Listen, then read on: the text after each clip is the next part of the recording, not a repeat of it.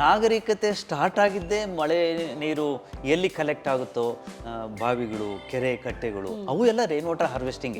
90 to 100 days of ಆ gap ಇರುತ್ತೆ ಒಂದು ಮಳೆಗೂ ಮತ್ತೊಂದು ಮಳೆಗೂ. ದಟ್ ಇಸ್ ದ ಮ್ಯಾಕ್ಸಿಮಮ್ ಅಂತ. ಬಟ್ ಈ ಸಲ I think that extended almost 200 days ನವರೆಗೆ. We have made the nature to work over time in our house. Okay. But we are not abused.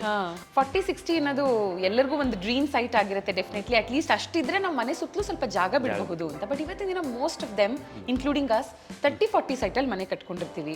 ಮನೆ 3 ಕಡೆ ಬಿಲ್ಡಿಂಗ್ಸ್ಗಳಿರುತ್ತವೆ ಆ್ಯಂಡ್ ಕಾಂಪ್ಯಾಕ್ಟ್ ಆಗಿರುತ್ತವೆ, ಇಲ್ಲ ಅಪಾರ್ಟ್ಮೆಂಟ್ಸ್ಗಳಲ್ಲಿ ಇರ್ತಾರೆ ಜನ. ಅಂಥವ್ರು ಫಾಲೋ ಮಾಡಬೇಕು ಅಂತ ಮನಸ್ಸಿರೋರು top 5 things which they can actually follow and get close to nature ಅಂದರೆ ಯಾವ್ಯಾವುದು? 40-60 ಸೈಟ್ ಒಂದೇ ಅಲ್ಲ, 30-40, 30-30, 20-20 ಸೈಟಲ್ಲೂ ಕೂಡ ನೀವು ಹೇಳಿಬೇಕಾದ್ರೆ ನಾವು ಬಂದು ಮಳೆ ನೀರು ಸಂಗ್ರಹಣೆ ಹೇಗೆ ಮಾಡೋದು ಅಂತ ಹೇಳಿಸ್ಕೊಡ್ತೀವಿ, ಮಾಡ್ಬೋದು. ಸೊ ನಿಮ್ಮ ಮನೇಲಿ ಡ್ರಿಂಕಿಂಗ್ ವಾಟರ್ ಕೂಡ ಟ್ರೀಟ್ ಮಾಡಿರುವಂಥ ವಾಟರ್, ನಿಮ್ಮ ಮನೇಲಿ ಬಂದು ನೀರು ಕುಡಿದವ್ರು ಯಾರಾದರೂ ವಾಟರ್ ಸ್ವಲ್ಪ ಡಿಫ್ರೆಂಟ್ ಆಗಿದೆಯಲ್ಲ ಶಿವಕುಮಾರ್ ಅವರೇ ನಿಮ್ಮ ಮನೇಲಿ ಟೇಸ್ಟು ಅಂತ ತಂದಿದ್ದಾರಾ, ಅಥವಾ ಅವ್ರಿಗೇನು ಡಿಫ್ರೆನ್ಸ್ ಗೊತ್ತಾಗಲ್ವಾ? ಈ ಪ್ರಪಂಚದಲ್ಲಿರೋ ಎಲ್ಲ ರೆಫ್ರಿಜರೇಟರ್ ಉಲ್ಟಾ ನನ್ನ ಪ್ರಕಾರ ಫ್ರೀಯಾಗಿ ಕೊಡ್ತಾ ಇದ್ರೆ ನೀರನ್ನ ರೈನ್ ವಾಟರ್ ಹಾರ್ವೆಸ್ಟಿಂಗ್ ಮಾಡಲಿಕ್ಕೆ ಯಾರಿಗೂ ಮನಸ್ಸು ಬರಲ್ಲ. ನಿಮ್ಮ ಮನೇಲಿ ನೀರಿಗೆ ಈಗ ಬೆಲೆ ಎಷ್ಟಿದೆ ಗೊತ್ತಾ?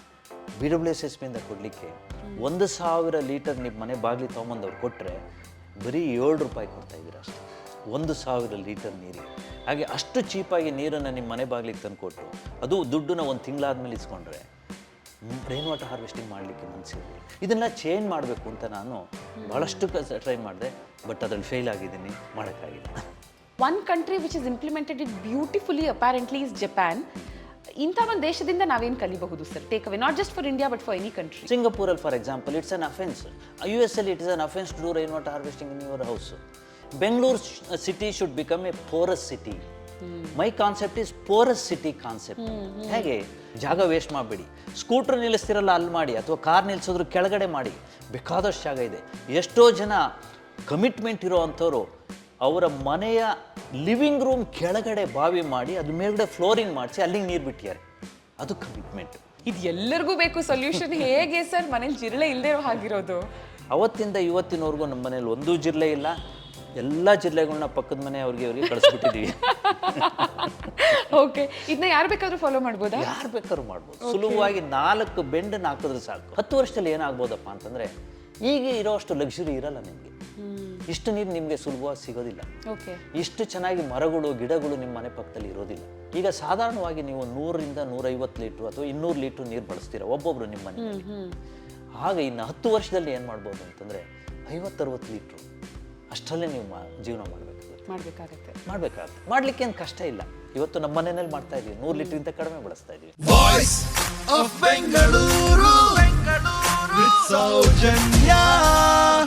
ಸರ್, ಇವತ್ತಿನ ದಿನ ರೈನ್ ವಾಟರ್ ಹಾರ್ವೆಸ್ಟಿಂಗ್ ಅಂದರೆ ಮಳೆ ನೀರು ಕೊಯ್ಲು ಬರೀ ಅನಿವಾರ್ಯ ಮಾತ್ರ ಅಲ್ಲ, ಕಡ್ಡಾಯ ಕೂಡ. ಆದರೆ ಒಂದು ಸ್ವಲ್ಪ ಇದ್ರ ಹಿಸ್ಟ್ರಿ ನೋಡೋಣ ಅಂತ ರಿಸರ್ಚ್ ಮಾಡಿದಾಗ ನನಗೆ ಗೊತ್ತಾಗಿದ್ದೇನೆಂದರೆ, ಎಕ್ಸಾಕ್ಟ್ ಪ್ರಿಸೈಸ್ ಆಗಿ ಒಂದು ಡೇಟ್ ಕೊಡೋದಕ್ಕಾಗದೇ ಇದ್ರು ಕ್ರಿಸ್ತಪೂರ್ವ 2000 ಅಷ್ಟು ಹಳೆಯ ಸಮಯದಿಂದ ಭಾರತ, ಚೈನಾ ಮತ್ತು ಇವತ್ತಿನ ಇಸ್ರೇಲಲ್ಲಿ ಇದನ್ನು ಫಾಲೋ ಮಾಡ್ತಾನೆ ಬಂದಿದ್ರು ಅನ್ನೋದು ನಮಗೆ ಗೊತ್ತಾಗುತ್ತೆ. ಆ್ಯಂಡ್ ಭಾರತದಲ್ಲಿ 10ನೇ ಶತಮಾನದಿಂದ ಇದನ್ನು ಫಾಲೋ ಮಾಡ್ತಾ ಬಂದಿದ್ರು.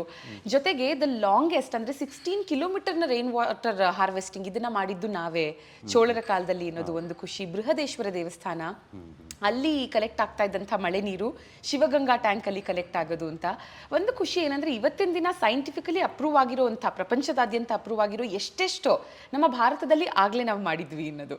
So I think 21st century ಸ್ಟಾರ್ಟಿಂಗಲ್ಲಿ ನೀರಿನ ಸ್ಕೇರ್ಸಿಟಿ ಅದನ್ನು ಹೇಗೆ ಸಾಲ್ವ್ ಮಾಡೋದು ಅಂತ ಯೋಚನೆ ಮಾಡಿದಾಗ rain water harvesting is the only solution, easiest and the most affordable solution ಅಂತ ಗೊತ್ತಾಗುತ್ತೆ ನಮಗೆ. ಆ್ಯಂಡ್ ತಮಿಳ್ನಾಡು ಭಾರತದಲ್ಲಿ ಫಸ್ಟ್ ಸ್ಟೇಟ್ ಆಗುತ್ತೆ ಕಂಪಲ್ಸರಿ ಮಾಡೋದಕ್ಕೆ ರೈನ್ ವಾಟರ್ ಹಾರ್ವೆಸ್ಟಿಂಗ್ನ.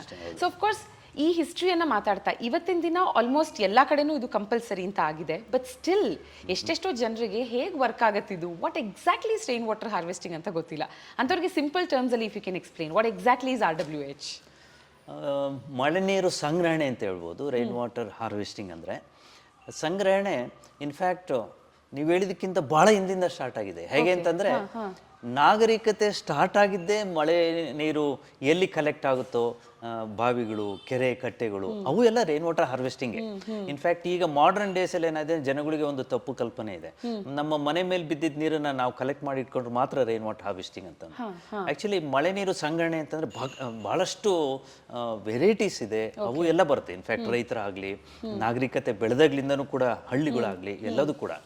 ಈಗಿನ ಕಾಲದಲ್ಲಿ ನೀವು ಕೇಳಿದಾಗೆ ಒಂದು ಸಿಂಪಲ್ ಆಗಿ ಯಾರಾದರೂ ಒಬ್ರು ಮನೆ ಕಟ್ಟಿದ್ರೆ ಅಥವಾ ಅವ್ರ ಮನೆ ಇದ್ದರೆ ರೈನ್ ವಾಟರ್ ಹಾರ್ವೆಸ್ಟಿಂಗ್ ಮಾಡಲಿಕ್ಕೆ ಬಹಳ ಸುಲಭ. ಇನ್ಫ್ಯಾಕ್ಟ್ ಅವ್ರಿಗೆ ಮನೆ ಇದೆ, ಮನೆ ಮೇಲ್ಗಡೆ ಚಾವಣಿ ಇದೆ, ರೂಫ್ ಇದೆ, ರೂಫ್ ಮೇಲೆ ಬಿದ್ದ ಮಳೆ ನೀರು ಆಚೆ ಹೋಗ್ಲಿಕ್ಕೆ ದಾರಿ ಮಾಡಿರ್ತಾರೆ. ಯಾಕೆಂದ್ರೆ ಅಲ್ಲೇ ನೀರು ಇಟ್ಕೊಳ್ಲಿಕ್ಕೆ ಆಗೋದಿಲ್ಲ, ಅದಕ್ಕೆ ಒಂದು ದೋಣಿ ಮಾಡಿರ್ತಾರೆ ಅಥವಾ ಪೈಪ್ಗಳು ಹಾಕಿರ್ತಾರೆ. ಅದು ಇಳಿಜಾರು ಚಾವಣಿ ಇರಲಿ ಅಲ್ಲ ಫ್ಲಾಟ್ ಆಗಿರಲಿ, ನೀರು ಕೆಳಗಡೆ ಬರಲೇಬೇಕು. ಆ ಬಂದಿದ್ದ ನೀರನ್ನ ಏನು ಮಾಡ್ತಾರೆ, ನಾರ್ಮಲಿ ಅವರು ಆಚೆ ಬಿಟ್ಬಿಡ್ತಾರೆ. ಆಮೇಲೆ ಚರಂಡಿಗೆ ಹೋಗುತ್ತೆ, ಮನೆ ಮುಂದಿರುವಂಥ ಒಂದು ಮೋರಿ ಇರುತ್ತಲ್ಲ, ಚರಂಡಿಗೆ ಹೋಗ್ಬಿಟ್ಟು ಅಲ್ಲಿಂದ ಹಳ್ಳಕ್ಕೆ ಹೋಗುತ್ತೆ, ಹಳ್ಳದಿಂದ ನದಿಗೆ ಹೋಗುತ್ತೆ, ಸಮುದ್ರಕ್ಕೆ ಹೋಗುತ್ತೆ, ಈ ಥರ ಹೊರಗಡೆ ಹೊಟ್ಟೋಗ್ಬಿಡುತ್ತೆ. ಸ್ವಲ್ಪ ಅಲ್ಲಲ್ಲೇ ನೀರು ಕೂಡ ಹಿಂಗುತ್ತೆ.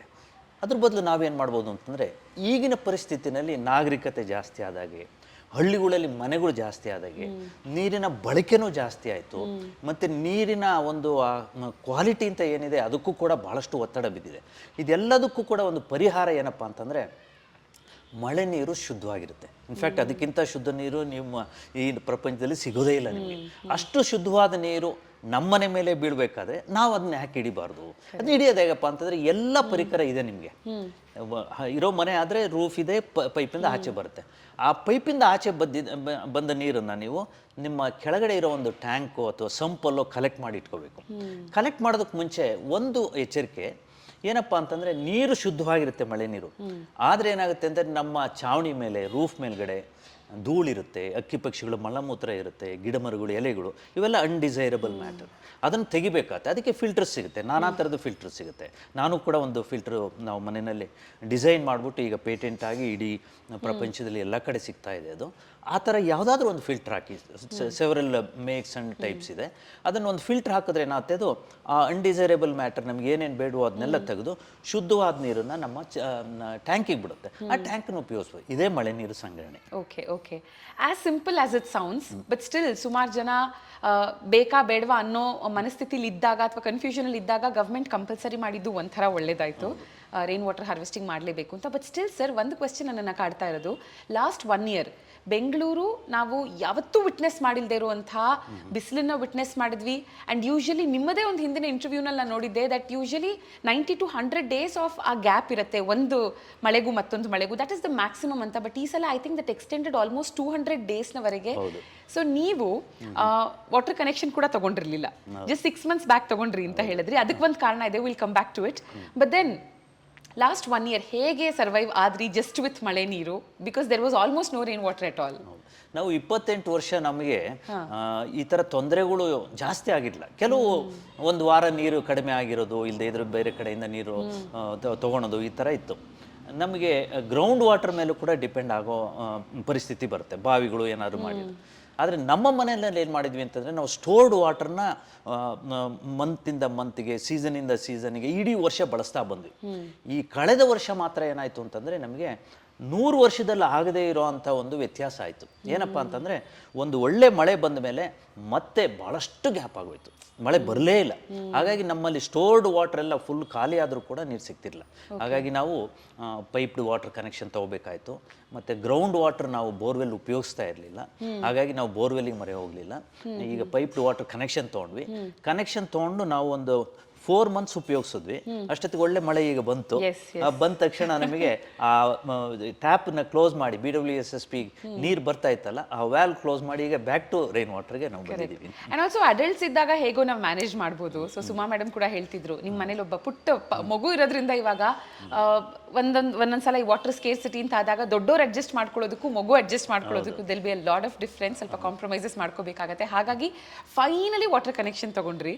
So how was the reaction ಅಥವಾ ರೆಸ್ಪಾನ್ಸ್? ಬಿಕಾಸ್ ಇಷ್ಟು ವರ್ಷದಿಂದ ನೀವು ಕನೆಕ್ಷನ್ ತಗೊಂಡಿರಲಿಲ್ಲ. ಹೌದು, ನಾವು ಏನು ಮಾಡಿದ್ವಿ ಅಂತಂದರೆ, ಇದು ಒಂಥರ ಐಡಿಯಲಿಸ್ಟಿಕ್ ಸಿಚುಯೇಷನಲ್ಲಿ ಪ್ರೂವ್ ಮಾಡಲಿಕ್ಕೋಸ್ಕರ ನಾವು ಮಾಡಿದ್ವಿ. ಅಂದರೆ ಏನಪ್ಪ ಅಂದರೆ, ಇದನ್ನು ಸಾಧಿಸ್ಬೋದು. ಪ್ಲಸ್ ಬೆಂಗಳೂರಿನಂಥ ಒಂದು ನಗರದಲ್ಲೂ ಕೂಡ ಮಳೆ ಆಗೋ ಪರಿಸ್ಥಿತಿ ಪ್ಲಸ್ ನಮ್ಮ ಇಂಥ ಒಂದು ಕಾಂಕ್ರೀಟ್ ಜಂಗಲಲ್ಲೂ ಕೂಡ ಪರಿಸರದ ಜೊತೆ ಹೇಗಿರ್ಬೋದು, ಇಲ್ಲಿರೋ ನ್ಯಾಚುರಲ್ ರಿಸೋರ್ಸ್ನ ಹೇಗೆ ಉಪಯೋಗಿಸ್ಬೋದು ಅಂತ ಹೇಳ್ಬಿಟ್ಟು 28 ವರ್ಷ ಪ್ರೂವ್ ಮಾಡಿದ್ವಿ. ಹಾಗಾಗಿ it is something which is time tested and proven ಅಂತ ಜನಗಳಿಗೆ ಗೊತ್ತಾಯ್ತು. ಅಂದ್ರೆ ಒಂದು 4-5 ವರ್ಷ ಆದ್ರೆ ಆಮೇಲೆ ಕಾಲ ಚೇಂಜ್ ಆಗ್ಬಹುದು ಅನ್ಬೋದು. ಈಗ ಹೆಚ್ಚು ಕಡಿಮೆ 30 ವರ್ಷ 28 ವರ್ಷ ಅಂದ್ರೆ ಅಷ್ಟು 3 ಡಿಕೇಡ್ಸ್ ವರೆಗೂ ನಾವು ಮಾಡಿರೋದ್ರಿಂದ ಅಂಥ ವೇರಿಯೇಷನ್ಸ್ ಕಡಿಮೆ ಭಾಳಷ್ಟು ಬರೋದು. ಇನ್ನು ಈ ಥರ ಲಾಸ್ಟ್ ಇಯರ್ ಆಯ್ತಲ್ಲ, ಆ ಥರ ಒಂದು ಬರಗಾಲ ಅಥವಾ ಮಳೆ ಬರದೇ ಇರೋವಂಥ ಜಾಗ ಪ್ಲಸ್ ಬಿಸಿ ಜಾಸ್ತಿ ಆಗಿರೋದು ಇನ್ನು ನಮ್ಮ ಲೈಫ್ ಟೈಮಲ್ಲಿ ಒಂದ್ಸರಿ ಬರುತ್ತೋ ಇಲ್ವೋ ಆ ಥರ ಅಷ್ಟು ರೇರ್ ಈವೆಂಟ್ಸ್ ಅದು. ಅದಕ್ಕೋಸ್ಕರ ಪ್ಲಸ್ ನಮ್ಮ ಮನೆಯಲ್ಲಿ ಈ ಫ್ಯಾಮಿಲಿ ಸೈಜ್ ದೊಡ್ಡದಾಗಿ ಡಿಮ್ಯಾಂಡು ಜಾಸ್ತಿ ಆಗಿದೆ. ಮಗು ಬಂದಮೇಲೆ ನಾವು ಒಬ್ಬ ಅಡಲ್ಟ್ಗಿಂತ ಜಾಸ್ತಿ ನೀರು ಅದಕ್ಕೆ ಖರ್ಚಾಗುತ್ತೆ, ಅದನ್ನ ನೋಡ್ಕೊಳ್ಳೋಕೆ ಬೇರೆಯವ್ರು ಇರ್ತಾರೆ. ಹಾಗಾಗಿ ನೀರಿನ ಡಿಮ್ಯಾಂಡ್ ಜಾಸ್ತಿ ಆಯಿತು. ಪೈಪ್ ಕನೆಕ್ಷನ್ ನಾವು ಈಗ ತೊಗೊಂಡಿದ್ದೀವಿ. ಬಟ್ ಆ ಪೈಪ್ ಕನೆಕ್ಷನ್ ತೊಗೊಂಡು ಈಗ ಆಗ್ತಾ ಇರೋ ಮಳೆ ನೋಡಿದ್ರೆ ಅಯ್ಯೋ ಪೈಪ್ ಕನೆಕ್ಷನ್ ಬೇಡ, ಬೇರೆಯವ್ರಿಗೂ ನಾವು ನೀರು ಕೊಡ್ಬೋದು ಅಂತ. ನೀವು ಹೇಗೆ ಹೇಳೋದು ಅಂದರೆ, ಕಳೆದ 15 ದಿವಸದಲ್ಲಿ ಆಗಿರೋ ಮಳೆ ನಮ್ಮ ಮನೆಯಲ್ಲಿರೋ 45,000 ಲೀಟರ್ ಟ್ಯಾಂಕ್ಗಳು ಎಲ್ಲ ತುಂಬಿ ಓವರ್ಫ್ಲೋ ಆಗಿದೆ. ನಾವು ಪಂಪ್ ಮಾಡಿ ಆಚೆ ಬಿಡುವಷ್ಟು ನೀರು ಜಾಸ್ತಿ ಆಗಿದೆ. ಅಷ್ಟು ಮಳೆ ಆಗಿದೆ. ಒಂದೇ ದಿವಸ 111 ಮಿಲಿಮೀಟರ್ ಮಳೆ ಆಗಿ ಇಟ್ಸ್ ಆಲ್ಮೋಸ್ಟ್ ಲೈಕ್ ಕ್ಲೌಡ್ ಬರಸ್ಟ್, ಅಷ್ಟು ನೀರು ಬಂದಿದೆ. Okay okay okay so also ಏನಂದ್ರೆ ಬರೀ ರೈನ್ ವಾಟರ್ ಹಾರ್ವೆಸ್ಟಿಂಗ್ ಮಾತ್ರ ಅಲ್ದಿರ ನಿಮ್ಮ ಇಡೀ ಮನೆನೇ ತುಂಬಾ ಈಕೋ ಫ್ರೆಂಡ್ಲಿ ಆಗಿದೆ. ಒಂದಷ್ಟು ಪಾಯಿಂಟ್ಸ್ಗಳು ನಾನು ಸ್ಟಾರ್ಟಿಂಗ್ ಅಲ್ಲೇ ಮೆನ್ಷನ್ ಮಾಡಿದೆ. ದಟ್ ನಿಮ್ಮ ಮನೆಯ ಒಳಗಿನ ತಾಪಮಾನ ಹೊರಗಡೆಗಿಂತ ಒಂದು 4ರಿಂದ 5 ಡಿಗ್ರಿ ಎಷ್ಟು ಕಡಿಮೆ ಇರುತ್ತೆ. ಅಂಡ್ ನಿಮ್ಮ ಮನೆಯ ಸುತ್ತಲಿನ ನಾವು ಹಕ್ಕಿ ಪಕ್ಷಿಗಳನ್ನ ನೋಡಬಹುದು, ಬಟರ್ಫ್ಲೈ ನೋಡಬಹುದು, ಸಾಕಷ್ಟು ಮೀನುಗಳನ್ನ ಸಾಕೊಂಡಿದ್ದೀರಾ, ಆಮೆ ನೋಡಬಹುದು, ವಾಟರ್ ಬಾಡೀಸ್ ನೋಡಬಹುದು. ಅಂಡ್ ಮನೆಯೊಳಗೆ ನ್ಯಾಚುರಲ್ ಲೈಟಿಂಗ್ ಬರುವಂಥ ರೀತಿ ಇರಬಹುದು, ಸೋಲಾರ್ ಎನರ್ಜಿನ ನೀವು ಬಳಸ್ತಿರುವಂಥ ರೀತಿ ಇರ್ಬೋದು. ಸೊ ಏನೇನೆಲ್ಲ ಮಾಡಿದ್ದೀರಾ which we actually don't know and which is very effective. ಒಂದು ಮಾಡಿರೋದೇನು ಅಂತಂದ್ರೆ, ನಮ್ಮ ಸಂಸಾರ ಬಹಳ ದೊಡ್ಡದು. ಎಷ್ಟು ದೊಡ್ಡದಿದೆ ಅಂತಂದ್ರೆ ನನಗೆ ಗೊತ್ತಿಲ್ಲ. ಎಷ್ಟು ಕ್ರಿಯೇಚರ್ಸ್ ಅಂದ್ರೆ ನಮ್ಮ ಜನಗಳು ಅಂತಂದ್ರೆ ಮನುಷ್ಯರೆಲ್ಲ ಬೇರೆ ಎಲ್ಲವೂ ಸೇರಿ ಎಷ್ಟಿದೆ ಅಂತ ನನಗೆ ಗೊತ್ತಿಲ್ಲ. ಅಷ್ಟು ಜನ ನಾವು ನಮ್ಮ ಜೊತೆ ಇರೋ ಒಂದು ಪರಿಸರ ಕ್ರಿಯೇಟ್ ಮಾಡಿದ್ವಿ. ಒಂದೇ ಒಂದು ಲೈನಲ್ಲಿ ಹೇಳ್ಬೇಕು ಅಂತಂದ್ರೆ, we have made the nature to work overtime in our house. Okay. But we are not abused. So ಆ ನೇಚರ್ನ ಯಾವ ಥರ ಪಾಲಿಸಿದೀವಿ ನಾವು ಅಂತಂದ್ರೆ, ಅದು ಎಷ್ಟು ಉತ್ತೇಜನ ಸಿಗ್ತಾ ಇದೆ ನೇಚರ್ಗೆ ಅಂತಂದ್ರೆ, ಇರೋ ಗಿಡ ಮರಗಳು ನೋಡಿ ಹೇಗೆ ಬೆಳೀತಾ ಇದೆ. ಆ ಗಿಡ ಮರಗಳಿಗೆ ಏನಪ್ಪ ಅಂತಂದರೆ ಮೇಯ್ನ್ 2 ಅಂಶಗಳು ಕೊಡ್ತಾ ಇದೀವಿ ನಾವು. ಒಂದು ಏನಪ್ಪ ಅಂತಂದರೆ, ನಮ್ಮ ಮನೇಲಿ ಯಾವುದೇ ತ್ಯಾಜ್ಯ ವಸ್ತು ಬರಲಿ, ಆರ್ಗ್ಯಾನಿಕ್ ವೇಸ್ಟ್ನೆಲ್ಲ ಅರ್ಥವಂಶಗಳಿದೆ, ಅವಂತೂ ಖುಷಿಯಾಗಿ ಎಲ್ಲ ತಿಂದ್ಬಿಟ್ಟು ಒಳ್ಳೆ ಗೊಬ್ಬರ ಮಾಡುತ್ತೆ. ಹಂಗೆ ಗಿಡಗಳೆಲ್ಲ ಚೆನ್ನಾಗಿ ಬೆಳೆಯುತ್ತೆ. ನಮ್ಮ ಅಡುಗೆ ಮನೆಯಲ್ಲಿ ನಾವು ಮಸಾಲೆ ಅದು ಇದು ಹಾಕಿದ ಪಾತ್ರೆಗಳೆಲ್ಲ ತೊಳಿತಾರಲ್ಲ, ಆ ಮಸಾಲೆ ನೀರನ್ನ ಆಚೆಗೆ ಬಿಡಲ್ಲ. ಆ ಮಸಾಲೆ ನೀರನ್ನು ಇವು ಕುಡಿದು ಬಹಳ ಖುಷಿಯಿಂದ ಅವು ಕೂಡ ಬೆಳೀತಾ ಇದ್ದಾವೆ.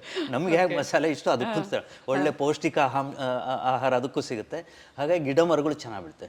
ಒಂದ್ಸರಿ ಗಿಡ ಮರಗಳು ಬೆಳೆದ ತಕ್ಷಣ ಏನಾಗುತ್ತೆ, ಹಕ್ಕಿ ಪಕ್ಷಿಗಳು ಬರುತ್ತೆ. ಎಷ್ಟಿದೆ ನೋಡಿ ಬರ್ಡ್ ನೆಸ್ಟ್ಗಳೆಲ್ಲ ತೋರಿಸ್ತೀನಿ ನಾನು, ಮೊಟ್ಟೆಗಳು ಇಟ್ಟಿರೋದೆಲ್ಲ ತೋರಿಸ್ತೀನಿ.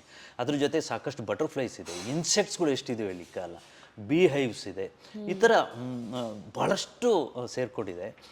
ಇದೆಲ್ಲ ಇರೋದ್ರಿಂದ ಏನಾಗುತ್ತೆ, ಒಂದು ಮೈಕ್ರೋ ಎನ್ವೈರ್ಮೆಂಟ್ ಕ್ರಿಯೇಟ್ ಆಗಿದೆ. ಅದರಿಂದ ಒಂದು ವಾತಾವರಣದಲ್ಲಿ ತಾಪಮಾನ ಕಡಿಮೆ ಆಗಿದೆ. ಅಂದರೆ ನಮ್ಮ ಟೆಂಪರೇಚರು ನಮಗೆ ಇಲ್ಲಿ ಹೀಟ್ ಐಲ್ಯಾಂಡ್ ಇರ್ತಲ್ಲ ಆ ಥರ ಆಗದೆ ಇದು ಒಂಥರ ನ್ಯಾಚುರಲ್ ಆಗೇ ಕೂಲ್ ಆಗಿರೋವಂಥ ಎನ್ವೈರ್ಮೆಂಟು. ಸೆಕೆಂಡ್ಲಿ ಏನಪ್ಪ ಅಂದರೆ, ಆಚೆ ಹೊಗೆ, ಡಸ್ಟು, ಹಾಟ್ ಏರ್ ಜಾಸ್ತಿ ಇದೆ ರೋಡಲ್ಲಿ. ಇಂಥ ಒಂದು ಮಳೆಗಾಲದಲ್ಲೂ ಕೂಡ ಅದಿದೆ. ನಮ್ಮ ಮನೆಗೆ ಬಂದ ತಕ್ಷಣ ಏನಾಗುತ್ತೆ, ಸುತ್ತಮುತ್ತ ಸಾಕಷ್ಟು ನೀರಿನ ಪಾಂಡ್ಗಳಾಗಲಿ, ಪಾತ್ರೆಗಳಲ್ಲಾಗಲಿ, ಮಡಿಕೆಗಳಲ್ಲಾಗಲಿ ಅಲ್ಲೆಲ್ಲ ನೀರಿಟ್ಟಿರೋದಕ್ಕೆ ಏನಾಗಿದೆ ಅಂತಂದರೆ, ಒಂದು 12ಕ್ಕಿಂತ ಜಾಸ್ತಿ ವಾಟರ್ ಬಾಡೀಸ್ ಇದೆ. ಆ ವಾಟರ್ ಬಾಡೀಸಲ್ಲಿ ಆಕ್ವೆಟಿಕ್ ಲೈಫ್ ಇದೆ. ಅಂದರೆ ಮೀನಾಗ್ಬೋದು, ಗಿಡಗಳಾಗ್ಬೋದು, ತಾವರೆ ಗಿಡ, ಅದು ಆ ಥರದ್ದು ಸುಮಾರೆಲ್ಲ ಇರೋದ್ರಿಂದ ಏನಾಗಿದೆ ಅಂದರೆ, ಒಂದು ನೋಟಕ್ಕೆ ಚೆನ್ನಾಗಿದೆ. ಎರಡನೇದು it attracts lot of birds ಮತ್ತು ಬೇರೆ ಬೇರೆ ಕ್ರಿಮಿಕೀಟಗಳು, ಬಟರ್ಫ್ಲೈಸ್ಗೆಲ್ಲ.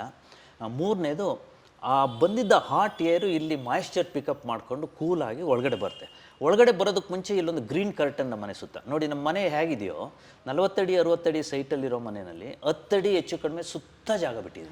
ಆ ಸುತ್ತ ಜಾಗದಲ್ಲಿ ಏನಾಗಿದೆ ಅಂದರೆ, ಹೊರಗಡೆ ಏನೂ ಕಾಣಿಸಲ್ಲ ನಮಗೆ, ರೋಡು ಎಲ್ಲದೂ ಕೂಡ ಗ್ರೀನರಿ ಕಾಣಿಸುತ್ತೆ. ಎಲ್ಲಿ ನೋಡಿದ್ರು ಕೂಡ that's the green curtain. So ಆ ಏರ್ ಏನಾಗುತ್ತೆ, ಅಲ್ಲಿ ಫಿಲ್ಟರ್ ಆಗಿ ಧೂಳೆಲ್ಲ ಅಲ್ಲೇ ಬಿಟ್ಟು ಸ್ಮೋಕ್ ಎಲ್ಲ ಅಲ್ಲಿ ಕನ್ವರ್ಟ್ ಆಗಿ ಒಳ್ಳೆ ಆಮ್ಲಜನಕ ಇರೋವಂಥ ಕೂಲ್ ಏರು ನಮ್ಮ ಮನೆಗೆ ಬರುತ್ತೆ. ಹಾಗಾಗಿ ಒಳಗಡೆ ತಂಪಾಗಿದೆ. ಆ ಪರಿಸರದ ಜೊತೆ ಬೇರೆ ಎಲ್ಲವೂ ಕೂಡ, ಈ ಹಕ್ಕಿ ಪಕ್ಷಿಗಳು, ಗಿಡ ಮರಗಳು ಎಲ್ಲ ಕೂಡ ಖುಷಿಯಿಂದ ಇದೆ. ಸೊ ನಿಮ್ಮ ಮನೇಲಿ ಫ್ಯಾನ್ ಬಳಸಲ್ಲ, ಎ ಸಿ ಹಾಕಲ್ಲ, ಅಂಡ್ ಇವಾಗ ಇಲ್ಲಿ ವಿತ್ ಲೈಟ್ಸ್ ಯೂಶಲಿ ಏನಾಗುತ್ತೆ ಶೂಟ್ ಮಾಡಬೇಕಾದ್ರೆ we start sweating and usually ಆ ಎ ಸಿ ಇಲ್ಲದೆ ಶೂಟ್ ಮಾಡೋದು ಸಿಕ್ಕಾಬಡೆ ಕಷ್ಟ ಆಗುತ್ತೆ. ಬಟ್ ಇಲ್ಲಿ ತುಂಬಾ ತಂಪಾಗಿ ಆರಾಮಾಗಿದೆ. And as you mentioned green curtain, ಕಿಟಕಿಗಳಿಗೆ ಇವ್ರು ಕರ್ಟನ್ ಹಾಕಿಲ್ಲ, ಬಟ್ ನೇಚರೇ ಕರ್ಟನ್ ಆಗಿ ಕೆಲಸ ಮಾಡ್ತಾ ಇದೆ ಇಲ್ಲಿ. ಸರ್ ಏನಂದ್ರೆ ನಿಮ್ಮನ್ನ ನೋಡಿ ಸಾಕಷ್ಟು ಜನ ಇನ್ಸ್ಪೈರ್ ಆಗಿದ್ದಾರೆ, ಬರ್ತಾರೆ, ನಿಮ್ಮನ್ನ ಕೇಳ್ತಾರೆ ಸರ್ ಹೇಗೆ ಮಾಡಬೇಕು, ನನಗೂ ತುಂಬಾ ಇಷ್ಟ ಮಾಡ್ತೀನಿ. ಬಟ್ ಏನಾಗುತ್ತೆ ಕೆಲವೊಂದ್ಸಲ ಅದು ಅಷ್ಟಕ್ಕೆ ಸೀಮಿತ ಆಗಿರುತ್ತೆ. ಅಲ್ಲಿಂದ ಮುಂದಕ್ಕೆ ಹೋದಾಗ I think that needs that ಒಂದು ಎಕ್ಸ್ಟ್ರಾ ಪುಷ್ ಬೇಕು ಜನರಿಗೆ. ಬಿಕಾಸ್ ಒಬ್ಬರಿಂದ ಇದು ಮಾಡೋಕ್ಕಾಗಲ್ಲ, ಒಂದು ಎಂಟೈರ್ ಫ್ಯಾಮಿಲಿ ಸಪೋರ್ಟ್ ಮಾಡಬೇಕಾಗತ್ತೆ. ಎಷ್ಟು ಜನ ನಿಮ್ಮಲ್ಲಿ ಬಂದು ಕೇಳ್ತಾರೆ ಸರ್ ಇದನ್ನೆಲ್ಲ ನಾ ಫಾಲೋ ಮಾಡಬೇಕು ಅಂತ, ಆ್ಯಂಡ್ ಎಷ್ಟು ಕನ್ವರ್ಟ್ ಆಗುತ್ತೆ ಟು ದೆಮ್ ಫಾಲೋಯಿಂಗ್ ಇಟ್? ಕಳೆದ 28 ವರ್ಷದಲ್ಲಿ ಬಹಳಷ್ಟು ಜನ ಬಂದಿದ್ದಾರೆ. ಅದು ಎಷ್ಟು ಲಕ್ಷನೇ ಇರ್ಬೋದು. ಅಂದರೆ ಮನೆಗೆ ಬರದೇ ಇದ್ರು ಏನಾಗಿದೆ, ಬೇರೆ ಬೇರೆ ಮೀಡಿಯಾದಲ್ಲಿ ಬೇರೆ ಬೇರೆ ನಮ್ಮ ಚಾನಲ್ಸ್ಗಳಿದೆ. ಚಾನಲ್ಸ್ ಅಂತಂದರೆ ಟ್ರೈನಿಂಗ್ ಪ್ರೋಗ್ರಾಮ್ಸ್ ಇದೆ, ಗೌರ್ಮೆಂಟ್ ಆ್ಯಕ್ಟಿವಿಟೀಸು. ನಾನು ಫಸ್ಟ್ ಮಾಡಿದ್ದೇನಪ್ಪ ಅಂತಂದರೆ ಇಲ್ಲಿ ಮನೆಯಲ್ಲಿ ಹೇಳೋದಕ್ಕಿಂತ ಇದಕ್ಕಿಂತ ಸ್ವಲ್ಪ ಜಾಸ್ತಿ ಹೇಳೋದು. ಉದಾಹರಣೆಗಳು ಕೊಡಲಿಕ್ಕೋಸ್ಕರ rain water harvesting theme park ಅಂತ ಮಾಡಿದ್ವಿ. ಇದು BWSSP ಜೊತೆ ನಮ್ಮ ಇಂಡಿಯನ್ ಇನ್ಸ್ಟಿಟ್ಯೂಟ್ ಆಫ್ ಸೈನ್ಸ್ನ KSCST ಜೊತೆ ಕೊಲಾಬ್ರೇಷನ್ ಆಗಿ ನಾನೇ ನಿಂತು ಅಲ್ಲಿ ಮಾಡಿದಾಗ ಜಯನಗರ 5th ಬ್ಲಾಕಲ್ಲಿ 1.5 ಎಕರೆ ಜಾಗದಲ್ಲಿ ಸಾಕಷ್ಟು ಇದನ್ನೆಲ್ಲ ಪ್ರಾಕ್ಟಿಕಲಾಗಿ ಡೆಮಾನ್ಸ್ಟ್ರೇಟ್ ಮಾಡಿದ್ದೀವಿ. ಅಲ್ಲಿ ಡೆಮಾನ್ಸ್ಟ್ರೇಟ್ ಮಾಡಲಿಕ್ಕೆ ಜನಗಳೆಲ್ಲ ಬಂದಾಗ ಅವರಿಗೆ ಟ್ರೈನಿಂಗ್ ಪ್ರೋಗ್ರಾಮ್ ಕೂಡ ಕೊಡ್ತೀವಿ. ಯಾರಿಗೆ ಇಂಟ್ರೆಸ್ಟ್ ಇರುತ್ತೋ, ಈಗ plumbing contractors, architects, engineers, school teachers, corporate ಹೌಸಲ್ಲಿರೋ ಅವ್ರಿಗೆಲ್ಲ ರೆಗ್ಯುಲರ್ ಟ್ರೈನಿಂಗ್ ಪ್ರೋಗ್ರಾಮ್ಸ್ ಕಾಣ್ತೀವಿ, ಎಲ್ಲ ಫ್ರೀ. ಮತ್ತು ಬಂದ ಮಕ್ಕಳಿಗಾಗಲಿ, ಕಾಲೇಜ್ ಹುಡುಗರಿಗಾಗಲಿ, ಸಾರ್ವಜನಿಕರಿಗಾಗಲಿ ಎಲ್ಲ ಇನ್ಫಾರ್ಮೇಷನ್ನು ಕೊಡ್ತೀವಿ. ಹಾಗಾಗಿ ಭಾಳಷ್ಟು ಕಡೆ ಹೋಗ್ತಾ ಇದೆ. ಎಲ್ಲ ಐಟಮ್ಸ್ ಇಲ್ಲಿ ನಾನು ಹೇಳ್ತಾ ಹೋದ್ರೆ 100ಕ್ಕಿಂತ ಜಾಸ್ತಿ ಒಂದು ಸೈಂಟಿಫಿಕ್ ಇಂಟರ್ವೆನ್ಷನ್ಸ್ ಇರ್ಬೋದು. ಎಲ್ಲದನ್ನು ಕೂಡ ಎಲ್ಲರೂ ಮಾಡ್ಲಿಕ್ಕೆ ಆಗೋದಿಲ್ಲ. ಅವರ ಮನೆಗೆ ಪ್ಲಸ್ ಅವ್ರ ಪರಿಸರಕ್ಕೆ ಪ್ಲಸ್ ಅವ್ರ ಮನಸ್ಸಿಗೆ ಯಾವುದು ಹೊಂದುತ್ತೋ ಅಷ್ಟನ್ನ ಕಾಪಾಡ್ಕೊಂಡು ಹೋದ್ರೆ, ಅಥವಾ ಅವ್ರನ್ನ ಅನುಕರಣೆ ಮಾಡಿದ್ರೆ ಅವರು ಒಂದು they go close to nature. ಎರಡನೇದು ಅವರು ಕೂಡ ದುಡ್ಡಾಗಲಿ ಪ್ಲಸ್ಸು ಎನ್ವೈರ್ಮೆಂಟ್ ಕನ್ಸರ್ವೇಷನ್ ಆಗಲಿ ಉಳಿಯುತ್ತೆ ಅವ್ರಿಗೆ. ಮೂರನೇದು ಒಂದು ಸ್ಯಾಟಿಸ್ಫ್ಯಾಕ್ಷನ್ ಇರುತ್ತೆ ಅವ್ರಿಗೆ. ನಾನು ಕೂಡ ಒಂದು ಪರಿಸರದಲ್ಲಿ ಭಾಗವಹಿಸಿ ನೇಚರ್ ಕನ್ಸರ್ವೇಷನ್ ಮಾಡ್ತಾ ಇದ್ದೀನಿ ಅಂತ ಹೇಳ್ಕೊಂಡು ಅವ್ರಿಗೆ ಖುಷಿ ಆಗುತ್ತೆ. ಕರೆಕ್ಟ್. ಸೊ ನೀವು ಹೇಳಿದ್ರಿ 40-60 ಮನೆ. 40-60 ಅನ್ನೋದು ಎಲ್ಲರಿಗೂ ಒಂದು ಡ್ರೀಮ್ ಸೈಟ್ ಆಗಿರುತ್ತೆ ಡೆಫಿನೆಟ್ಲಿ. ಅಟ್ಲೀಸ್ಟ್ ಅಷ್ಟಿದ್ರೆ ನಮ್ಮ ಮನೆ ಸುತ್ತಲೂ ಸ್ವಲ್ಪ ಜಾಗ ಬಿಡಬಹುದು ಅಂತ. ಬಟ್ ಇವತ್ತಿನ ದಿನ most of them including us 30-40 ಸೈಟಲ್ಲಿ ಮನೆ ಕಟ್ಕೊಂಡಿರ್ತೀವಿ.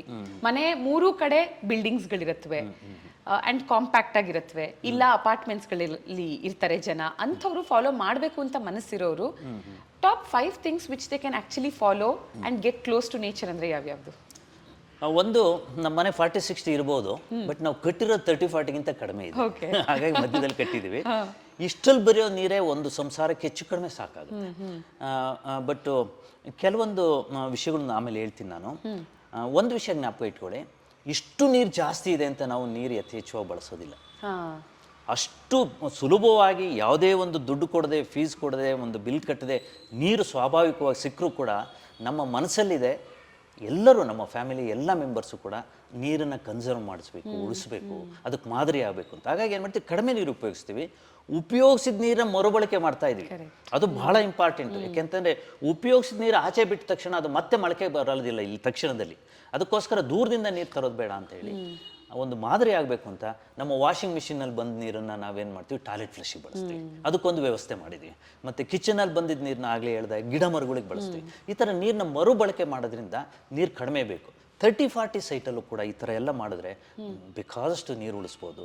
ಮತ್ತು ಎಲ್ಲರೂ ಕೂಡ ಬರೀ ಮಳೆ ನೀರು ಬಿಟ್ಟು ಉಪಯೋಗಿಸ್ಬಿಟ್ಟು BWSSP ಆಗಲಿ, ಬೇರೆ ಒಂದು ಗ್ರಾಮ ಪಂಚಾಯತಿ ನೀರಾಗಲಿ, ಅಲ್ವಾ ಸೊಸೈಟಿ ನೀರಾಗಲಿ ಬಳಸಬೇಕು ಅಂತ ಐಡಿಯಲಿಸ್ಟಿಕ್ ಆಗಿ ಹೋಗೋದು ಬೇಡ.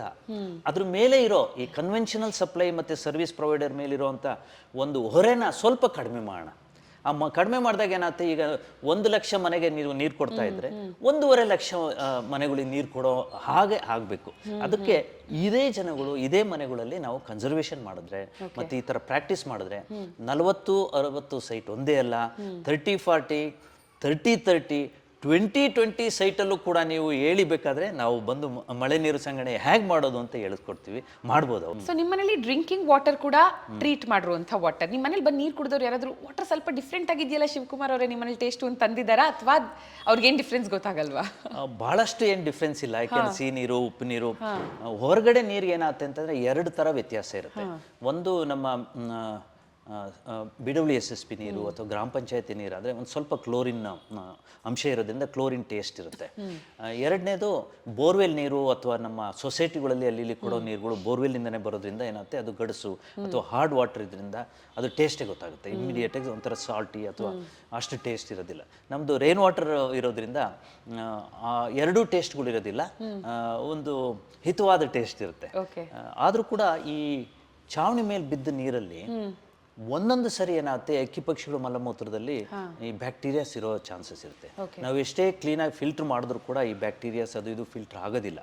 ಆ ಒಂದು ಅಂಶ ಇರ್ಬೋದು ಅಂತ ನಾವೇನು ಮಾಡ್ತೀವಿ, ಕೆಮಿಕಲ್ಸ್ ಉಪಯೋಗಿಸಲ್ಲ, ಕ್ಲೋರಿನ್ ಆಗಲಿ ಯಾವುದೇ ಒಂದು ಇದಾಗಲಿ ಉಪಯೋಗಿಸಲ್ಲ, ಬಾಯಿಲ್ ಮಾಡೋದಿಲ್ಲ, ಮತ್ತು ಯಾವುದೇ ಒಂದು ಮೆಷಿನ್ ಇಟ್ಕೊಂಡು RO ಪ್ಲ್ಯಾಂಟ್ ಆಗಲಿ ಬೇರೆ ಬೇರೆ ವಾಟರ್ ಟ್ರೀಟ್ಮೆಂಟ್ ಪ್ಲ್ಯಾಂಟ್ ಉಪಯೋಗಿಸ್ದೆ ಒಂದು ಸುಲಭವಾದ ವಿಧಾನ ನಾನೇ ಕಂಡುಹಿಡ್ದು ಅದಕ್ಕೊಂದು ಪ್ರೋಟೋಕಾಲ್ ಬರ್ದಿದ್ದೀನಿ. ಏನಪ್ಪ ಅಂತಂದರೆ, ಒಂದು ಸ್ಟೀಲ್ ಪಾತ್ರೆ, ಬೆಳಕು ಹೋಗದೆ ಇರೋವಂಥ ಪಾತ್ರೆಯಲ್ಲಿ ನೀರನ್ನಿಟ್ಟು ಅದರಲ್ಲಿ ಒಳಗಡೆ ಸಿಲ್ವರ್ ಅಂದರೆ ಬೆಳ್ಳಿಯ ಪಟ್ಟಿ ಅಥವಾ ತಗಡನ್ನು ಇಟ್ಟರೆ, A4 ಸೈಜ್ ಶೀಟನ್ನು ಅಷ್ಟು ಬೆಳ್ಳಿಯ ತಗಡನ್ನು ಇಟ್ಟರೆ ತುಂಬ ತೆಳುವುದ ಸಾಕು.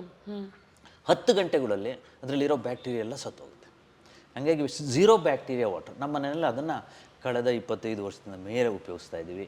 ನಮ್ಗೆ ಯಾರೂ ಕೂಡ ವಾಟರ್ ಬೌಂಡ್ ಡಿಸೀಸಸ್ ಆಗಲಿ ನೀರಿಂದ ಬಂದಿರೋವಂಥ ಪ್ರಾಬ್ಲಮ್ಗಳು ಬಂದೇ ಇಲ್ಲ. ಅಷ್ಟು ಚೆನ್ನಾಗಿ ಯಾವುದೇ ಒಂದು ಖರ್ಚಿಲ್ಲದೆ ಫಸ್ಟು ಸ್ವಲ್ಪ ಬೆಳ್ಳಿಗೆ ಇನ್ವೆಸ್ಟ್ ಮಾಡಿದ್ದು ಬಿಟ್ಟರೆ ಬೇರೆ ಯಾವುದೂ ಖರ್ಚಿಲ್ಲದೆ ನೀರನ್ನು 100% ಬ್ಯಾಕ್ಟೀರಿಯಾ ಫ್ರೀ ನೀರು ನಮ್ಮ ಮನೇಲಿ ಸಿಗುತ್ತೆ. ಹೇಗೋ ನೋಡಿ ಸರ್, ನೀವು ಸೈಂಟಿಸ್ಟ್ ಆಗಿರೋದಕ್ಕೆ ಪ್ರತಿಯೊಂದನ್ನು ಸೈಂಟಿಫಿಕ್ ಆಗಿ ನೀವು ಟ್ರೈ ಆ್ಯಂಡ್ ಟೆಸ್ಟ್ ಮಾಡಿ ಆಮೇಲೆ ಮನೆಯವ್ರ ಮೇಲೆ ಎಕ್ಸ್ಪೆರಿಮೆಂಟ್ ಮಾಡಿ ಆಫ್ಕೋರ್ಸ್ ಎಲ್ಲ ಸಕ್ಸಸ್ಫುಲ್ ಆಗಿದೆ ಆ್ಯಂಡ್ ಎಕ್ಸಿಕ್ಯೂಟ್ ಮಾಡ್ತಾ ಬಂದಿದ್ದೀರಾ. ಬಟ್ ಒಂದೇನಂದರೆ, ಸೈಂಟಿಸ್ಟ್ ಆಗಿದ್ದು ನೀವು ಇದನ್ನು ಮಾಡೋದು okay, but not being an architect but still designing the house so beautifully, ಅದ್ರ ಬಗ್ಗೆನೂ ಮಾತಾಡ್ಬೇಕು ನಾವು. ಐ ಥಿಂಕ್ ನಿಮ್ಮ ಬಗ್ಗೆ ಜನರಿಗೆ ಮೀಡಿಯಾದಲ್ಲಿ ಗೊತ್ತಾಗೋದಕ್ಕೆ ಶುರು ಆಗಿದ್ದೆ from one of these architect meets ವೆರಿನ್ ಅಲ್ಲಿದ್ದವರೆಲ್ಲ architects but you were the only non architect. Can you take us back to those days?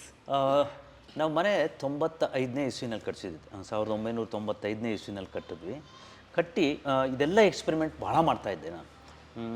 ನೀವು ಹೇಳ್ದಾಗೆ ಎಲ್ಲ ಸೈಂಟಿಸ್ಟ್ ಆಗಿ ಎಲ್ಲದನ್ನು ಸಕ್ಸಸ್ ಮಾಡಿದ್ರಿ ಅಂತ ಹೇಳಿದ್ರೆ ಇಲ್ಲ, ಅದಕ್ಕೆ ಸರಿ ಇಲ್ಲ. ಸಾಕಷ್ಟು ಫೇಲ್ಯೂರ್ಗಳಾಗಿದೆ. ಆ ಫೇಲ್ಯೂರ್ಗಳನ್ನ ನಾವೇನು ಮಾಡ್ತೀವಿ, ದಾಟಿ ಮುಂದೆ ಬಂದಾಗಲೇ ನಮಗೆ ಸಕ್ಸಸ್ ಸಿಗೋದು. ಆ ಥರ ಎಕ್ಸ್ಪೆರಿಮೆಂಟ್ ಸುಮಾರು ಮಾಡಿದ್ವಿ. ಮತ್ತು ಇನ್ನೊಂದು ವಿಷಯ ಹೇಳಿದ್ರೆ, ನೀವು ಸೈಂಟಿಸ್ಟ್ ಆಗಿದ್ದೀರಾ ಅಂತ ಬಿಟ್ಟು, ಸೈಂಟಿಸ್ಟು ಎಲ್ಲರೊಳಗಡೆ ಇರ್ತಾರೆ, ನಿಮ್ಮಲ್ಲೂ ಇರ್ತಾರೆ. ಆದರೆ ಆ ಕ್ವಶನಿಂಗ್ ಎಬಿಲಿಟಿ ಇರಬೇಕು. ಒಂದು ಉದಾಹರಣೆ ಕೊಡ್ತೀನಿ, ಆಮೇಲೆ ನಿಮಗೆ ಯಾವಾಗ ಸ್ಟಾರ್ಟ್ ಆಯಿತು ಅಂತ ಹೇಳ್ತೀನಿ. ನಮ್ಮ ಮನೆಯಲ್ಲಿರೋ ರೆಫ್ರಿಜಿರೇಟ್ರು ನೀವೆಲ್ಲ ನೋಡೋದೇನು ಉಲ್ಟಾ ಇದೆ ಅನ್ಸ್ತೀರ, ಆದರೆ ನಮ್ಮ ವಾಸ್ತವ ನೋಡಬೇಕು ಅಂದರೆ ಇಡೀ ಪ್ರಪಂಚದಲ್ಲಿರೋ ಎಲ್ಲ ರೆಫ್ರಿಜಿರೇಟ್ರು ಉಲ್ಟಾ ನನ್ನ ಪ್ರಕಾರ. ನೋಡಿ, ನಿಮ್ಮ ಮನೇಲಿರೋ ರೆಫ್ರಿಜಿರೇಟರ್ ಏನಾಗಿದೆ, ರೆಫ್ರಿಜಿರೇಟರ್ ಮುಂದೆ ನಿಂತ್ಕೊಳ್ಳಿ ನೀವು, ಎಡಗಡೆ ಹ್ಯಾಂಡ್ಲ್ ಇರುತ್ತೆ, ಬಲಗಡೆ ಹಿಂಜಸ್ ಇರುತ್ತೆ. ಬಲಗೈನಲ್ಲಿ ಡೋರ್ ಹ್ಯಾಂಡ್ಲ್ ಇಟ್ಕೊಂಡು ಓಪನ್ ಮಾಡ್ತೀರಿ, ಎಡಗೈನಲ್ಲಿ ಪಾತ್ರೆ ತೆಗಿತೀರಿ. ನಿಮ್ಮ ಎಡಗೈ ಅಷ್ಟು ಸ್ವಾಧೀನ ಇದೆಯಾ? ಇಲ್ಲ. ಯಾಕೆಂದ್ರೆ ಬಲಗೈನಲ್ಲಿ ಜಾಸ್ತಿ ಸ್ವಾಧೀನ ಇದೆ, ಕೆಲಸ ಎಲ್ಲ ಬಲಗೈನಲ್ಲಿ ಮಾಡೋದು ನಾವು, ಮೋರ್ ದೆನ್ 95%. ಹಾಗಾಗಿ ಏನು ಮಾಡುತ್ತೆ, ನಿಮಗೆ ಗೊತ್ತಿಲ್ಲದೆ ನೀವೇನು ಮಾಡ್ತೀರಿ, ನಿಮ್ಮ ಬ್ರೈನ್ ಹೇಳುತ್ತೆ ಎಡಗೈನ ಒಳಗಡೆ ಹೋಗ್ತಿದ್ದಾಗ no you will drop the vessels, ಬೀಳಿಸ್ತೀರ ನೀನು ಅಂತ ಹೇಳ್ಬಿಟ್ಟು ಬ್ರೈನು ಬಲಗೈಗೆ ಹೋಗ್ಬಿಟ್ಟು ಹೆಲ್ಪ್ ಮಾಡು ಅಂತ ಹೇಳುತ್ತೆ. ನೀವು ಡೋರ್ ಫುಲ್ ಓಪನ್ ಮಾಡ್ತೀರಿ, ಬಲಗೈನಲ್ಲಿ ಪಾತ್ರೆ ತೆಗೆದು ಆಚೆ ಇಡ್ತೀರಿ, ಡೋರು ಒಂದು ಕಡೆ ನಿಲ್ಲೋದೇ ಇಲ್ಲ ರೆಫ್ರಿಜಿರೇಟರ್ದು. It is made to swing on either close or go to the other side. ಆಚೆ ಹೊರಟೋಗುತ್ತೆ, ಕೂಲ್ನೆಸ್ ಎಲ್ಲ ಹೊರಟೋಗುತ್ತೆ. ಇದು ನೋಡ್ತಿದ್ದಂಗೆ ನನಗೆ ಫಸ್ಟ್ ರೆಫ್ರಿಜಿರೇಟ್ರ್ 35 ವರ್ಷದ ಹಿಂದೆ ತಂದ ತಕ್ಷಣ ನನಗೆ ಅನ್ನಿಸ್ತು, ಎಂಥ ಒಂದು ರೆಫ್ರಿಜಿರೇಟ್ರ್ ಮಾಡಿದ್ದಾರೆ, ರಾಂಗ್ ಡಿಸೈನು, ಉಲ್ಟಾ ಇರೋ ತೊಗೊಂಬರೋಣ ಅಂತ ಹೇಳ್ಬಿಟ್ಟು ಮನಸ್ಸಿಗೆ ಊರೆಲ್ಲ ಹುಡುಕಿದ್ರು ಸಿಗಲಿಲ್ಲ, ಬೆಂಗಳೂರಿನಲ್ಲೆಲ್ಲ ಹುಡುಕಿದ್ರು ಸಿಗಲಿಲ್ಲ. ಆ ಸಿಕ್ಕಿದ ರೆಫ್ರಿಜಿರೇಟ್ರನ್ನೇ ತೊಗೊಂಬಂದು 2 ಮಳೆ ಬಲಗಡೆ ಇದ್ದವು 2 ಹಿಂಜಸ್ನ ಲೆಫ್ಟ್ ಸೈಡ್ಗೆ ಹಾಕಿ, ಹ್ಯಾಂಡ್ಲ್ನ ಲೆಫ್ಟ್ ಸೈಡ್ಲಿದ್ದು ಬಲಗಡೆ ಹಾಕಿ, ನೋಡಿ ನಮ್ಮ ಮನೇಲಿರೋ ರೆಫ್ರಿಜಿರೇಟ್ರು ಎಡಗೈನಲ್ಲಿ ತೆಗಿತೀವಿ, ಬಲಗೈನಲ್ಲಿ ಒಳ್ಳೆ ಗ್ರಿಪ್ಪು ಎಲ್ಲ ಇರುತ್ತೆ, ತೆಗೆದು ಪಾತ್ರೆ ಇಡ್ತೀವಿ, ಎಷ್ಟು ಬೇಕೋ ಅಷ್ಟು ಮಾತ್ರ ಓಪನ್ ಇರುತ್ತೆ. ಎನರ್ಜಿ ಸೇವ್ ಆಯಿತು. ಮತ್ತು ಎಷ್ಟು ಕನ್ವೀನಿಯೆಂಟ್ ಅಂತಂದರೆ, ನೀವು ವಾಪಸ್ ಮನೆಗೆ ಹೋದರೆ ನಿಮ್ಮ ತಲೆಯಲ್ಲಿ ಅಯ್ಯೋ ಇವ್ರು ಹೇಳಿದ್ರಲ್ಲ ನಮ್ಮ ಮನೇಲಿ ವರ್ಕ್ ಮಾಡೋಕ್ಕೆ ಆಗ್ತಾ ಇಲ್ಲ, ಈ ರೆಫ್ರಿಜಿರೇಟರ್ ಹೇಗಪ್ಪ ಉಪಯೋಗಿಸೋದು, ಇದು ಇಷ್ಟು ರಾಂಗ್ ಇದೆ ಅಂತ. ಇಡೀ ಪ್ರಪಂಚದಲ್ಲಿರೋ ರೆಫ್ರಿಜಿರೇಟರ್ ಅಲ್ಲ. ಏನಕ್ಕೆ ಅಂದರೆ ಸೈಂಟಿಸ್ಟೇ ಇದನ್ನ ಯೋಚನೆ ಮಾಡಬೇಕಾಗಿಲ್ಲ, ನಿಮ್ಮ ಮನೇಲಿ ನೀವು ಯೋಚನೆ ಮಾಡ್ಬೋದು. ಬಟ್ ನಮಗೆ ಥಾಟ್ ಬರಲಿಲ್ಲ, ಬರುತ್ತೆ. ಯಾಕೆಂದ್ರೆ ಕ್ವಶನ್ ಮಾಡಬೇಕು, ನೀವೇನು ಇದೇನು ಸರಿ ಇದೆಯಾ ಇಲ್ವಾ. ಒಂದು ಬಾಟ್ಲ್ ಇಟ್ಕೊಳೋದಾಗ್ಲಿ, ತಟ್ಟೆ ಇಟ್ಕೊಳೋದಾಗ್ಲಿ, ಮನೆ ಮುಂದೆ ಏನಾದರೂ ಕೆಲಸ ಮಾಡಬೇಕಾದ್ರೆ ನಾನು ಮಾಡ್ತಾ ಇರೋ ಸರಿ ಇದೆಯಾ, ಇಲ್ಲಿ ಬೇರೆ ಪರ್ಯಾಯವಾಗಿ ಏನಾದರೂ ಇದೆಯಾ, ಇದಕ್ಕಿಂತ ಸುಲಭವಾಗಿ ಮಾಡ್ಲಿಕ್ಕೆ ಏನಾದರೂ ಇರ್ಬೋದಾ ಅಂತ ಯೋಚನೆ ಮಾಡಿದ್ರೆ ಸಾಕಷ್ಟು ಈ ಥರ ನೂರಾರು ಎಕ್ಸಾಂಪಲ್ಸ್ ಸಿಗುತ್ತೆ. Sir but this is so interesting. ಈ ತರ ನಮ್ಗೆ ಇನ್ನೊಂದು ಎರಡು ಹೇಳಿ. ಡೈಲಿ ಲೈಫ್ ಅಲ್ಲಿ ನಮಗೆ ಗೊತ್ತಿಲ್ಲದೆ ನಾವು ಅದನ್ನ ಓಕೆ, ಇವಾಗ ನೀವು ಫ್ರಿಜ್ ಏನ್ ಹೇಳಿದ್ರಿ, ಆಕ್ಚುಲಿ ರೈಟ್ ಡೋರಲ್ಲಿ ಓಪನ್ ಮಾಡೋದು ಲೆಫ್ಟ್, ಈ ತರದೊಂದು 2-3 ಎಕ್ಸಾಂಪಲ್ಸ್ ಮನೆಯಲ್ಲಿ ಇದು ನಾರ್ಮಲಿ ನೀವು RO ಪ್ಲ್ಯಾಂಟ್ಸ್ ಉಪಯೋಗಿಸ್ಬೇಕಾದ್ರೆ ಎಲ್ಲರ ಮನೆಯಲ್ಲೂ they don't believe the water supply. ನಿಮ್ಮ BWSSB ಆಗಲಿ ಬೇರೆ ಎಷ್ಟೇ ಕ್ಲೀನ್ ಆಗಿದ್ರು ಅದು ಮನೆಯಲ್ಲಿ ಒಂದು ಫಿಲ್ಟರ್ ಇರಬೇಕು ಅಂತ ಮನಸ್ಸಿಗೆ ಬಂದ್ಬಿಡುತ್ತೆ. ನೀವು RO ಪ್ಲ್ಯಾಂಟ್ ಉಪಯೋಗಿಸಿದಾಗ ಏನಾಗುತ್ತೆ, ಅದರಿಂದ ಬರೋವಂಥ ಫಿಲ್ಟರ್ಡ್ ಉಪಯೋಗ ಬರೋವಂಥ ನೀರು 15 to 20% ಅಷ್ಟೇ. 80% ನೀರು ಡ್ರೈನಿಗೆ ಬಿಟ್ಟಿರ್ತಾರೆ. ಅದು ಯಾರು ಮೆಷರ್ ಮಾಡೋದಿಲ್ಲ, ನಿಮ್ಗೆ ಯಾರು ಹೇಳೋದು ಇಲ್ಲ. ದಯವಿಟ್ಟು ಅದನ್ನ ವೇಸ್ಟ್ ಮಾಡಬೇಡಿ. ಅದನ್ನು ಒಂದು ಬಕೆಟ್ಗೂ ಎಲ್ಲರೂ ಬಿಟ್ಕೊಂಡೆ ಸಾಕು, ನೆಲ ಒರೆಸ್ಲಿಕ್ಕೆ ಎಲ್ಲ ಆಗುತ್ತೆ. ಅದೇನು ಅಷ್ಟು ಕಲುಷಿತ ಆಗಿರೋದಿಲ್ಲ. ಇನ್ಫ್ಯಾಕ್ಟ್ ಅದರಲ್ಲಿ ಕಂಟಾಮಿನೆಂಟ್ಸ್ ಏನೂ ಇರಲ್ಲ, ಸ್ವಲ್ಪ ಸಾಲ್ಟ್ ಲೆವೆಲ್ ಜಾಸ್ತಿ ಇರುತ್ತೆ. ಅದು ನಿಮ್ಮ ನೆಲ ಒರೆಸ್ಲಿಕ್ಕೆ ಅಲ್ಲಿ ಇಲ್ಲಿ ಬೇರೆ ಕ್ಲೀನ್ ಮಾಡಲಿಕ್ಕೆಲ್ಲ ಏನೂ ಇಲ್ಲ. ಈ ಥರ ಇದನ್ನು ಯೋಚನೆ ಮಾಡಿ ಅದನ್ನು ಮಾಡಬೇಕಾಗತ್ತೆ. ಅದು ಮಾಡೋದು ಭಾಳ ಇಂಪಾರ್ಟೆಂಟ್. ಎರಡನೇದು, ಸುಲಭವಾಗಿ ಮನೆ ಕಟ್ತೀವಿ. ನೀವು ಮನೆ ಕಟ್ಟಿದ ತಕ್ಷಣ ಏನು ಮಾಡ್ತೀರಿ, ಪೇಂಟರ್ ಕಳಿಸ್ಬಿಟ್ಟು ಒಳ್ಳೊಳ್ಳೆ ಪೇಂಟ್ನ ಹೊರಗಡೆ ಎಲ್ಲ ಹಾಕ್ತೀರಿ. ಅದಕ್ಕಿಂತ ಇಂಪಾರ್ಟೆಂಟ್ ನನ್ನ ಪ್ರಕಾರ, ನೀವು ಮನೆ ಕಟ್ಟಿದ ತಕ್ಷಣ ನೀವು ಚಾವಣಿ ಇರುತ್ತಲ್ಲ, ರೂಫ್ ಮೇಲ್ಗಡೆ ಬಿಳಿ ಬಣ್ಣ ಬಳಿಬೇಕು. ಏನಕ್ಕೆ ಹೇಳಿ, ನಾವಿರೋದು ಟ್ರಾಪಿಕಲ್ ಕಂಟ್ರಿ ಇಂಡಿಯಾದಲ್ಲಿ, ಇಲ್ಲಿ ಬಿಸಿಲು ಜಾಸ್ತಿ. ನಮ್ಮ ಮನೆಯ ಮೇಲ್ಗಡೆ ಚಾವಣಿ ರೂಫಿನ ಮೇಲ್ಗಡೆ ಇರೋ ಕಲರ್ ಯಾವುದು, cement colour. Cement colour next black ಇದೆ ನಿಮ್ಮ ಕಲರ್ ಸ್ಪೆಕ್ಟ್ರಮ್. ಹಾಗಾಗಿ ಏನಾಗುತ್ತೆ, ಸೂರ್ಯನ ಕಿರಣ ಬಿದ್ದ ತಕ್ಷಣ ಮ್ಯಾಗ್ನೆಟ್ ಥರ ಇದು ಹೀಟ್ ಎಳ್ಕೊಳುತ್ತೆ. ಹೀಟ್ ಹೇಳ್ಕೊಂಡು ರೂಫ್ ಎಲ್ಲ ಬಿಸಿ ಆಗ್ಬಿಟ್ಟು ಅಲ್ಲಿಂದ ಹೀಟೆಲ್ಲ ಕೆಳಗಡೆ ಬರುತ್ತೆ. ಹಾಗಾಗಿ ಏನಂತೆ ಮನೆ ಹೀಟ್ ಆಗುತ್ತೆ. ಬರೀ ಹಗಲತ್ನಲ್ಲೇ ಎಲ್ಲ ನೈಟೆಲ್ಲ ನಿಮ್ಗೆ ಆ ಹೀಟ್ ಬರ್ತಾನೆ ಇರುತ್ತೆ. ಹಾಗಾಗಿ ಮನೆ ಒಳಗಡೆ ಇರೋ ಟೆಂಪರೇಚರ್ ಜಾಸ್ತಿ ಆಗಿ ಫ್ಯಾನ್ ಹಾಕಬೇಕು ಅನಿಸುತ್ತೆ, AC ಹಾಕಬೇಕು ಅನಿಸುತ್ತೆ. ಅದ್ರ ಬದಲು ನೀವೇನು ಮಾಡಿ, ಸುಲಭವಾಗಿ ಮನೆ ಕಟ್ಟಿದ ತಕ್ಷಣ ನೀವು ಮಾಡಬೇಕಾಗಿತ್ತು, ರೂಫ್ ಮೇಲ್ಗಡೆ ಬಿಳಿ ಬಣ್ಣ ಬಳಿರಿ. ಆ ಒಂದು ಸಿಮೆಂಟ್ ನೀವು ಏನು ಹಾಕಿರ್ತೀರ ಅದ್ರ ಮೇಲೆ ಬಿಳಿ ಬಣ್ಣ ಬಡ್ದ ತಕ್ಷಣ ಏನಾಗುತ್ತೆ, ಸೂರ್ಯನ ಕಿರಣ ರಿಫ್ಲೆಕ್ಟ್ ಆಗಿ ಆಚೆ ಹೋಗಿ ತಂಪಾಗುತ್ತೆ. ತಂಪಾದ ತಕ್ಷಣ ಒಳಗಡೆ ವಾತಾವರಣ ತಂಪಾಗುತ್ತೆ, ಫ್ಯಾನಿಗೆ ಎಲೆಕ್ಟ್ರಿಸಿಟಿ ಕಡಿಮೆ ಬೇಕಾಗುತ್ತೆ, ನಿಮಗೂ ಕೂಡ ಮನೆಯಲ್ಲಿ ಒಂದು ಸಂತೋಷ ಸಿಗುತ್ತೆ, ಖುಷಿಯಾಗಿರ್ಲಿಕ್ಕೆ ಒಳ್ಳೆ ವಾತಾವರಣ ಸಿಗುತ್ತೆ. ಈ ಥರ ನೂರಾರು ಅಂಶಗಳಿದೆ. ಈ ಥರದ್ದು ಒಂದು ಚಿಕ್ಕ ವಯಸ್ಸಲ್ಲಿ ಫಾಲೋ ಮಾಡ್ತಿದ್ದಿದ್ದು ಒಂದು ನೆನಪಿದೆ. ನಮ್ಮ ಮನೇಲಿ ಸಮ್ಮರ್ಸ್ ಅಲ್ಲಿ ಮೇಲ್ಗಡೆ ಹೋಗಿ ಚಾವಣಿ ಮೇಲೆ ನೀರು ಹಾಕ್ಬಿಟ್ಟು ಬಾ ಅಂತ ಕಳ್ಸೋರು. ಸೊ ಅವಾಗ ತಂಪಾಗತ್ತೆ ಅಂತ. ಸೊ ಇವತ್ತಿನ ದಿನ with a lot of short videos viral ಏನಾಗುತ್ತೆ, ಈ ಪೇಂಟ್ದು ಕೂಡ ಈ ವಿಡಿಯೋಲಿ ನೋಡಿದ್ದೆ ನಾನು. ಸೈಂಟಿಫಿಕಲಿ ದಿಸ್ ಆಕ್ಚುಲಿ ವರ್ಕ್ಸ್ ಅಂತ. ಐ ಥಿಂಕ್ ಈ ಥರದ ಚಿಕ್ಕ ಚಿಕ್ಕ tips, it might sound like ತುಂಬಾ ಚಿಕ್ಕದಲ್ವಾ ಇದು ಅಂತ, but I think it will do a lot of big difference itself ಅಲ್ವಾ ಮನೆಯ ಟೆಂಪರೇಚರ್ ಅಲ್ಲಿ. ಅದೊಂದು ಮಾಡ್ಬೋದು. ನಿಮಗೆ ಕಿಟಕಿಯಿಂದ ಗಾಳಿ ಬರುತ್ತೆ, ಗಾಳಿ ಏನಾಗುತ್ತೆ ಹೊರಗಡೆ, ಈ ಒಳಗಡೆ ಏನಾಗುತ್ತೆ, ಹೀಟ್ ಡೆವಲಪ್ ಆಗ್ತದೆ. Because human body generates heat. ಸ್ಟೌವ್ಗಳಿರುತ್ತೆ, ಎಲೆಕ್ಟ್ರಿಕಲ್ ಐಟಮ್ಸ್ ಇರುತ್ತೆ, ರೆಫ್ರಿಜರೇಟರ್ ಆಗಲಿ ನಿಮ್ದು ಯಾವುದೇ ಒಂದು ಐಟಮ್ಸ್ ತೊಗೊಳ್ಳಿ, ಎಲ್ಲ ಹೀಟ್ ಆಗ್ತಾ ಇರುತ್ತೆ. ಹಾಗಾಗಿ we produce lot of heat compared to the outside. ಹಾಗಾಗಿ ನಾವೇನು ಮಾಡೋಕ್ಕೂ ಕಿಟಿಗಳು ನೋಡಿ, ನಮ್ಮ ಕಿಟಿಗಳ ಪಕ್ಕ ಎಲ್ಲ ಇಲ್ಲೆಲ್ಲ ವಾಟರ್ ಬಾಡಿ ಇದೆ. ಹಾಗಾಗಿ ನೀವು ಒಂದು ಸುಮ್ಮನೆ ಒಂದು ಪಾತ್ರೆಯಲ್ಲಿ ನೀರು ಇಟ್ಕೊಳ್ಳಿ, ಅದೇ ನೀರು ವೇಸ್ಟ್ ಆಗೋದಿಲ್ಲ. ಅದರಲ್ಲಿ ಒಂದಿಷ್ಟು ಮೀನು ಬಿಡಿ, ಸೊಳ್ಳೆ ಬರೋದಿಲ್ಲ. ಒಂದಿಷ್ಟು ಗಿಡ ಹಾಕಿ ಚೆನ್ನಾಗಿ ಕಾಣಿಸುತ್ತೆ, ಮತ್ತು ಅಕ್ಕಿ ಪಕ್ಷಿಗಳು ಬರುತ್ತೆ. ಗಾಳಿ ಬರಬೇಕಾದ್ರೆ ಅದನ್ನು ನೀರನ್ನ ಎತ್ಕೊಂಡು ಒಳಗಡೆ ಬರುತ್ತೆ. ಹಾಗಾಗಿ ಪ್ರತಿಯೊಬ್ಬರು ಕೂಡ ನಿಮ್ಮ ಕಿಟಕಿಯಿಂದ ಆಚೆ ಸ್ವಲ್ಪ ಸಣ್ಣ ಒಂದು ವೆಸಲ್ಗಳಲ್ಲೋ ಯಾವುದರಲ್ಲೋ ತೊಟ್ಟಿ ಥರನೋ ಮಾಡಿ ನೀರನ್ನು ಬಿಡಿ. ಆ ನೀರನ್ನೇನು ಚೇಂಜ್ ಮಾಡಬೇಕಾಗಿಲ್ಲ, ನೀವು ಆವಾಗ ಸ್ವಲ್ಪ ರಿಪ್ಲೆನಿಷ್ ಮಾಡಿದ್ರೆ ಸಾಕು. ಮನೆ ಒಳಗಡೆ ತಂಪಾಗಿರುತ್ತೆ, ವಾತಾವರಣನೂ ಕೂಡ ಚೆನ್ನಾಗಿರುತ್ತೆ. You will do a great job for the nature also. Lovely. So madam ಹೇಳ್ತಾ ಇದ್ರು, ಇವಾಗ ಕೂಡ ಸೋಲಾರ್ ಎನರ್ಜಿ ರಿಲೇಟೆಡ್ ಒಂದು ರಿಸರ್ಚ್ ನಿಮ್ದು ನಡೆಸ್ತಾ ಇದ್ದೀರಾ, ಕಳೆದ ಹಲವು ದಶಕಗಳಿಂದ ನಡೆಸ್ತಾ ಬಂದಿದ್ದೀರಾ ಅದನ್ನ ಅಂತ. ಆ್ಯಂಡ್ ಆಲ್ಸೋ ನೀವು ಹೇಳಿದ್ರಿ ದಟ್ 100ಕ್ಕೂ ಹೆಚ್ಚು ಸೈಂಟಿಫಿಕಲಿ ಪ್ರೂವ್ ಆಗಿರುವಂಥ ಚಿಕ್ಕ ಚಿಕ್ಕದನ್ನ ನಾನೇನು ಮನೆಯಲ್ಲಿ ಮಾಡ್ತಾ ಬಂದಿದ್ದೀನಿ, ಇಂಪ್ಲಿಮೆಂಟ್ ಮಾಡಿದ್ದೀನಿ ಅಂತ ಆಲ್ಸೋ ಮೆನ್ಷನ್ ಮಾಡಿದ್ರಿ. ಎಲ್ಲ ಸಕ್ಸಸ್ಫುಲ್ ಆಗಿಲ್ಲ ಅಂತ. ಸರ್, ನಿಮ್ಮ ಎಲ್ಲ ಇಂಟರ್ವ್ಯೂಸ್ಗಳಲ್ಲೂ ನೀವು ನಿಮ್ಮ ಸಕ್ಸಸ್ ಬಗ್ಗೆ ಆಫ್ ಕೋರ್ಸ್ ಎಲ್ಲರೂ ಮಾತಾಡಿದ್ದಾರೆ. ಕ್ಯಾನ್ ವಿ ಟಾಕ್ ಅಬೌಟ್ ಒಂದು ಯಾವುದಾದ್ರೂ ನಿಮ್ಮ ಬಹುದೊಡ್ಡ ಕನಸಿನ ಪ್ರಾಜೆಕ್ಟ್, ಅದು ಸಕ್ಸಸ್ಫುಲ್ ಆಗಲಿಲ್ಲ but you wanted that to succeed ಅನ್ನುವಂಥದ್ದು? ನಾವು ಕೆಲವು ಸರಿ ಏನಾಗುತ್ತೆ, ಜನಗಳಿಗೆ ಹೋದಾಗ ಈಗ ರೈನ್ ವಾಟರ್ ಹಾರ್ವೆಸ್ಟಿಂಗೇ ತಗೊಳ್ಳಿ, ಬ್ರಾಡರ್ ಎಕ್ಸಾಂಪಲ್ ಕೊಡ್ತೀನಿ. ಯಾಕೆಂತಂದರೆ ಸಣ್ಣ ಸಣ್ಣದು ಒಬ್ಬ ಮಾಡಿ ಫೇಲ್ ಆಗುವಂಥದ್ದು ಎಕ್ಸಾಂಪಲ್ಗಿಂತ ರೈನ್ ವಾಟರ್ ಹಾರ್ವೆಸ್ಟಿಂಗ್ ಇಷ್ಟು ಸುಲಭವಾಗಿ ಮಾಡ್ಬೋದು, ಇಷ್ಟು ಚೀಪಾಗಿ ಮಾಡ್ಬೋದು, ಎಂಥ ಕಾಸ್ಟು ಕೂಡ ಇಲ್ಲ, ಮನಸ್ಸಿರಬೇಕಷ್ಟೇ. ಆದರೂ ಕೂಡ ಜನಗಳು ಮಾಡ್ತಾ ಇಲ್ಲ ಅಂತ ಹೇಳ್ಬಿಟ್ಟು ಏನಕ್ಕೆ ಅಂತ ಪ್ರಶ್ನೆ ಮಾಡ್ಕೊಂಡು ನೋಡಿದಾಗ ಏನಾಗುತ್ತೆ, ಈ ಸರ್ಕಾರದಿಂದ ವಾಟರ್ ಪಾಲಿಸೀಸ್ ಇರುತ್ತಲ್ಲ ಅದು ಚೇಂಜ್ ಆಗಬೇಕು. ಅದು ಸರಿಯಾಗಿ ಮಾಡದೆ ಫೇಲ್ ಆಗಿದ್ವಿ ನಾವು. ಏನಾಗಿದೆ ಅಂತಂದ್ರೆ ನೋಡಿ, ರೈನ್ ವಾಟರ್ ಹಾರ್ವೆಸ್ಟಿಂಗ್ ಪಾಲಿಸಿ ಮಾಡಿದಾಗ 2009ನೇ ಇಸ್ವಿನಲ್ಲಿ ನಾನು ಪಾಲಿಸಿ ಬಂದೆ, ಬೆಂಗಳೂರಿಗೆ ಬರೆದು ಕಂಪಲ್ಸರಿಯಾಗಿ ಮಾಡಬೇಕು ಅಂತ ಹೇಳ್ಬಿಟ್ಟು ಮ್ಯಾಂಡೇಟ್ರಿ ಎಲ್ಲ ಮನೆಗಳಿಗೂ ಕೂಡ ಮಾಡ್ತಾಯಿದ್ವಿ. ಅದನ್ನು ಇಂಪ್ಲಿಮೆಂಟೇಷನ್ನು ಅಷ್ಟು ಎಫೆಕ್ಟಿವ್ ಆಗದೆ ಏನಾಗಿದೆ, ಭಾಳಷ್ಟು ಜನ ಮಾಡಿಲ್ಲ, ಇಲ್ಲ ಮಾಡಿದವರು ಅದನ್ನು ಉಪಯೋಗಿಸ್ತಾ ಇಲ್ಲ, ಈ ಥರ ಆಗ್ತಾಯಿದೆ. ಅದೊಂದು ಫೇಲ್ಯೂರು. ಎರಡನೇದೇನಪ್ಪ ಅಂತಂದರೆ, ಈ ಒಂದು ಅನ್ಕನ್ವೆನ್ಷನಲ್ ಥಿಂಗ್ಸ್ ಅಂದರೆ ಈಗ ಪರಿಸರಕ್ಕೆ ಹತ್ತಿರವಾದಂಥ ರಿನ್ಯೂವಬಲ್ ಎನರ್ಜಿ ಆಗ್ಬೋದು, ರೈನ್ ವಾಟರ್ ಹಾರ್ವೆಸ್ಟಿಂಗ್ ಆಗಿರ್ಬೋದು, ಈ ಥರ ಕೆಲವು ಅಂಶಗಳನ್ನು ನಾವು ಪುಷ್ ಮಾಡಬೇಕಾದ್ರೆ ಕನ್ವೆನ್ಷನಲ್ ಸಿಸ್ಟಮಿಗೆ ಕೊಟ್ಟಂಥ ಒಂದು ಎನ್ಕರೇಜ್ಮೆಂಟ್ ಏನಿರುತ್ತೆ ಇಲ್ಲ ಅದನ್ನು ಕಡಿಮೆ ಮಾಡಬೇಕು, ಇದಕ್ಕೆ ಇಲ್ಲ ಜಾಸ್ತಿ ಮಾಡಬೇಕು. ಸೊ ಹಾಗಾಗಿ ಏನಾಗುತ್ತೆ, ನೀರಿನ ಒಂದು ಪ್ರೈಸನ್ನು ಜಾಸ್ತಿ ಮಾಡಬೇಕು. ಯಾಕೆಂದರೆ ಸರಿಯಾದ ಕರೆಕ್ಟಾದ ಬೆಲೆ ಕೊಡ್ತಾ ಇಲ್ಲ ಜನ. ಫ್ರೀಯಾಗಿ ಕೊಡ್ತಾ ಇದ್ದರೆ ನೀರನ್ನು ರೈನ್ ವಾಟರ್ ಹಾರ್ವೆಸ್ಟಿಂಗ್ ಮಾಡಲಿಕ್ಕೆ ಯಾರಿಗೂ ಮನಸ್ಸು ಬರಲ್ಲ. ನಿಮ್ಮ ಮನೇಲಿ ನೀರಿಗೆ ಈಗ ಬೆಲೆ ಎಷ್ಟಿದೆ ಗೊತ್ತಾ? BWSSBಯಿಂದ ಕೊಡಲಿಕ್ಕೆ 1,000 ಲೀಟರ್ ನಿಮ್ಮ ಮನೆ ಬಾಗಿಲಿ ತೊಗೊಂಬಂದವ್ರು ಕೊಟ್ಟರೆ ಬರೀ 7 ರೂಪಾಯಿ ಕೊಡ್ತಾ ಇದ್ದೀರ ಅಷ್ಟೇ, 1,000 ಲೀಟರ್ ನೀರಿಗೆ. ಹಾಗೆ ಅಷ್ಟು ಚೀಪಾಗಿ ನೀರನ್ನು ನಿಮ್ಮ ಮನೆ ಬಾಗಿಲಿಗೆ ತಂದುಕೊಟ್ಟು ಅದು ದುಡ್ಡನ್ನ ಒಂದು ತಿಂಗಳಾದ್ಮೇಲೆ ಇಸ್ಕೊಂಡ್ರೆ ರೈನ್ ವಾಟರ್ ಹಾರ್ವೆಸ್ಟಿಂಗ್ ಮಾಡಲಿಕ್ಕೆ ಮನಸ್ಸಿರೋದಿಲ್ಲ. ಇದನ್ನು ಚೇಂಜ್ ಮಾಡಬೇಕು ಅಂತ ನಾನು ಭಾಳಷ್ಟು ಟ್ರೈ ಮಾಡಿದೆ, ಬಟ್ ಅದ್ರಲ್ಲಿ ಫೇಲ್ ಆಗಿದ್ದೀನಿ, ಮಾಡೋಕ್ಕಾಗಿಲ್ಲ. ಓಕೆ, ನನ್ನ ಮೈಂಡಲ್ಲಿ ಏನು ಕ್ಯಾಲ್ಕುಲೇಷನ್ ಓಡ್ತಿದೆ ಅಂದರೆ, ಮನೆಯಿಂದ ಹೊರಗೆ ಹೋಗಬೇಕಾದ್ರೆ ನಾವು ಒಂದೊಂದ್ಸಲ ಒಂದು ಬಾಟ್ಲ್ ನೀರು ಕೂಡ ತೊಗೊಂಡು ಹೋಗಲ್ಲ. ಹೊರಗಡೆ ಪ್ಲಾಸ್ಟಿಕ್ ಬಾಟ್ಲಲ್ಲಿ ನೀರು ಕೊಟ್ಟು ತೊಗೋತೀವಿ. ಅರ್ಧ ಲೀಟ್ರಿಗೆ 10 ರೂಪಾಯಿ, 1 ಲೀಟ್ರಿಗೆ 20 ರೂಪಾಯಿ ಕೊಟ್ಟು ತೊಗೋತೀವಿ. ಬಟ್ ಇಲ್ಲಿ 1,000 ಲೀಟರ್ ನೀರು ನಮ್ಗೆ 7 ರೂಪಾಯಿ ಬೆಲೆಯಲ್ಲಿ, ಅದು ನೀವು ಹೇಳಿದಾಗೆ ಒಂದು ತಿಂಗಳು ಬಿಟ್ಟು ಅದನ್ನು ಕಲೆಕ್ಟ್ ಮಾಡ್ಕೋತಾರೆ. ಆ್ಯಂಡ್ ನಾವದನ್ನು ನಿಜವಾಗ್ಲೂ ಕಾನ್ಷಿಯಸ್ಲಿ ಸದ್ಬಳಕೆ ಮಾಡ್ತಾ ಇಲ್ಲ. Lot of things to think about. Also ನೀವೇನು ಹೇಳಿದ್ರಿ, ರೈನ್ ವಾಟರ್ ಹಾರ್ವೆಸ್ಟಿಂಗ್ ಹೇಗೆ ಇಂಪ್ಲಿಮೆಂಟ್ ಮಾಡಬೇಕು ಅದನ್ನು ನಾವು ಮಾಡ್ತಿಲ್ಲ ಅಂತ.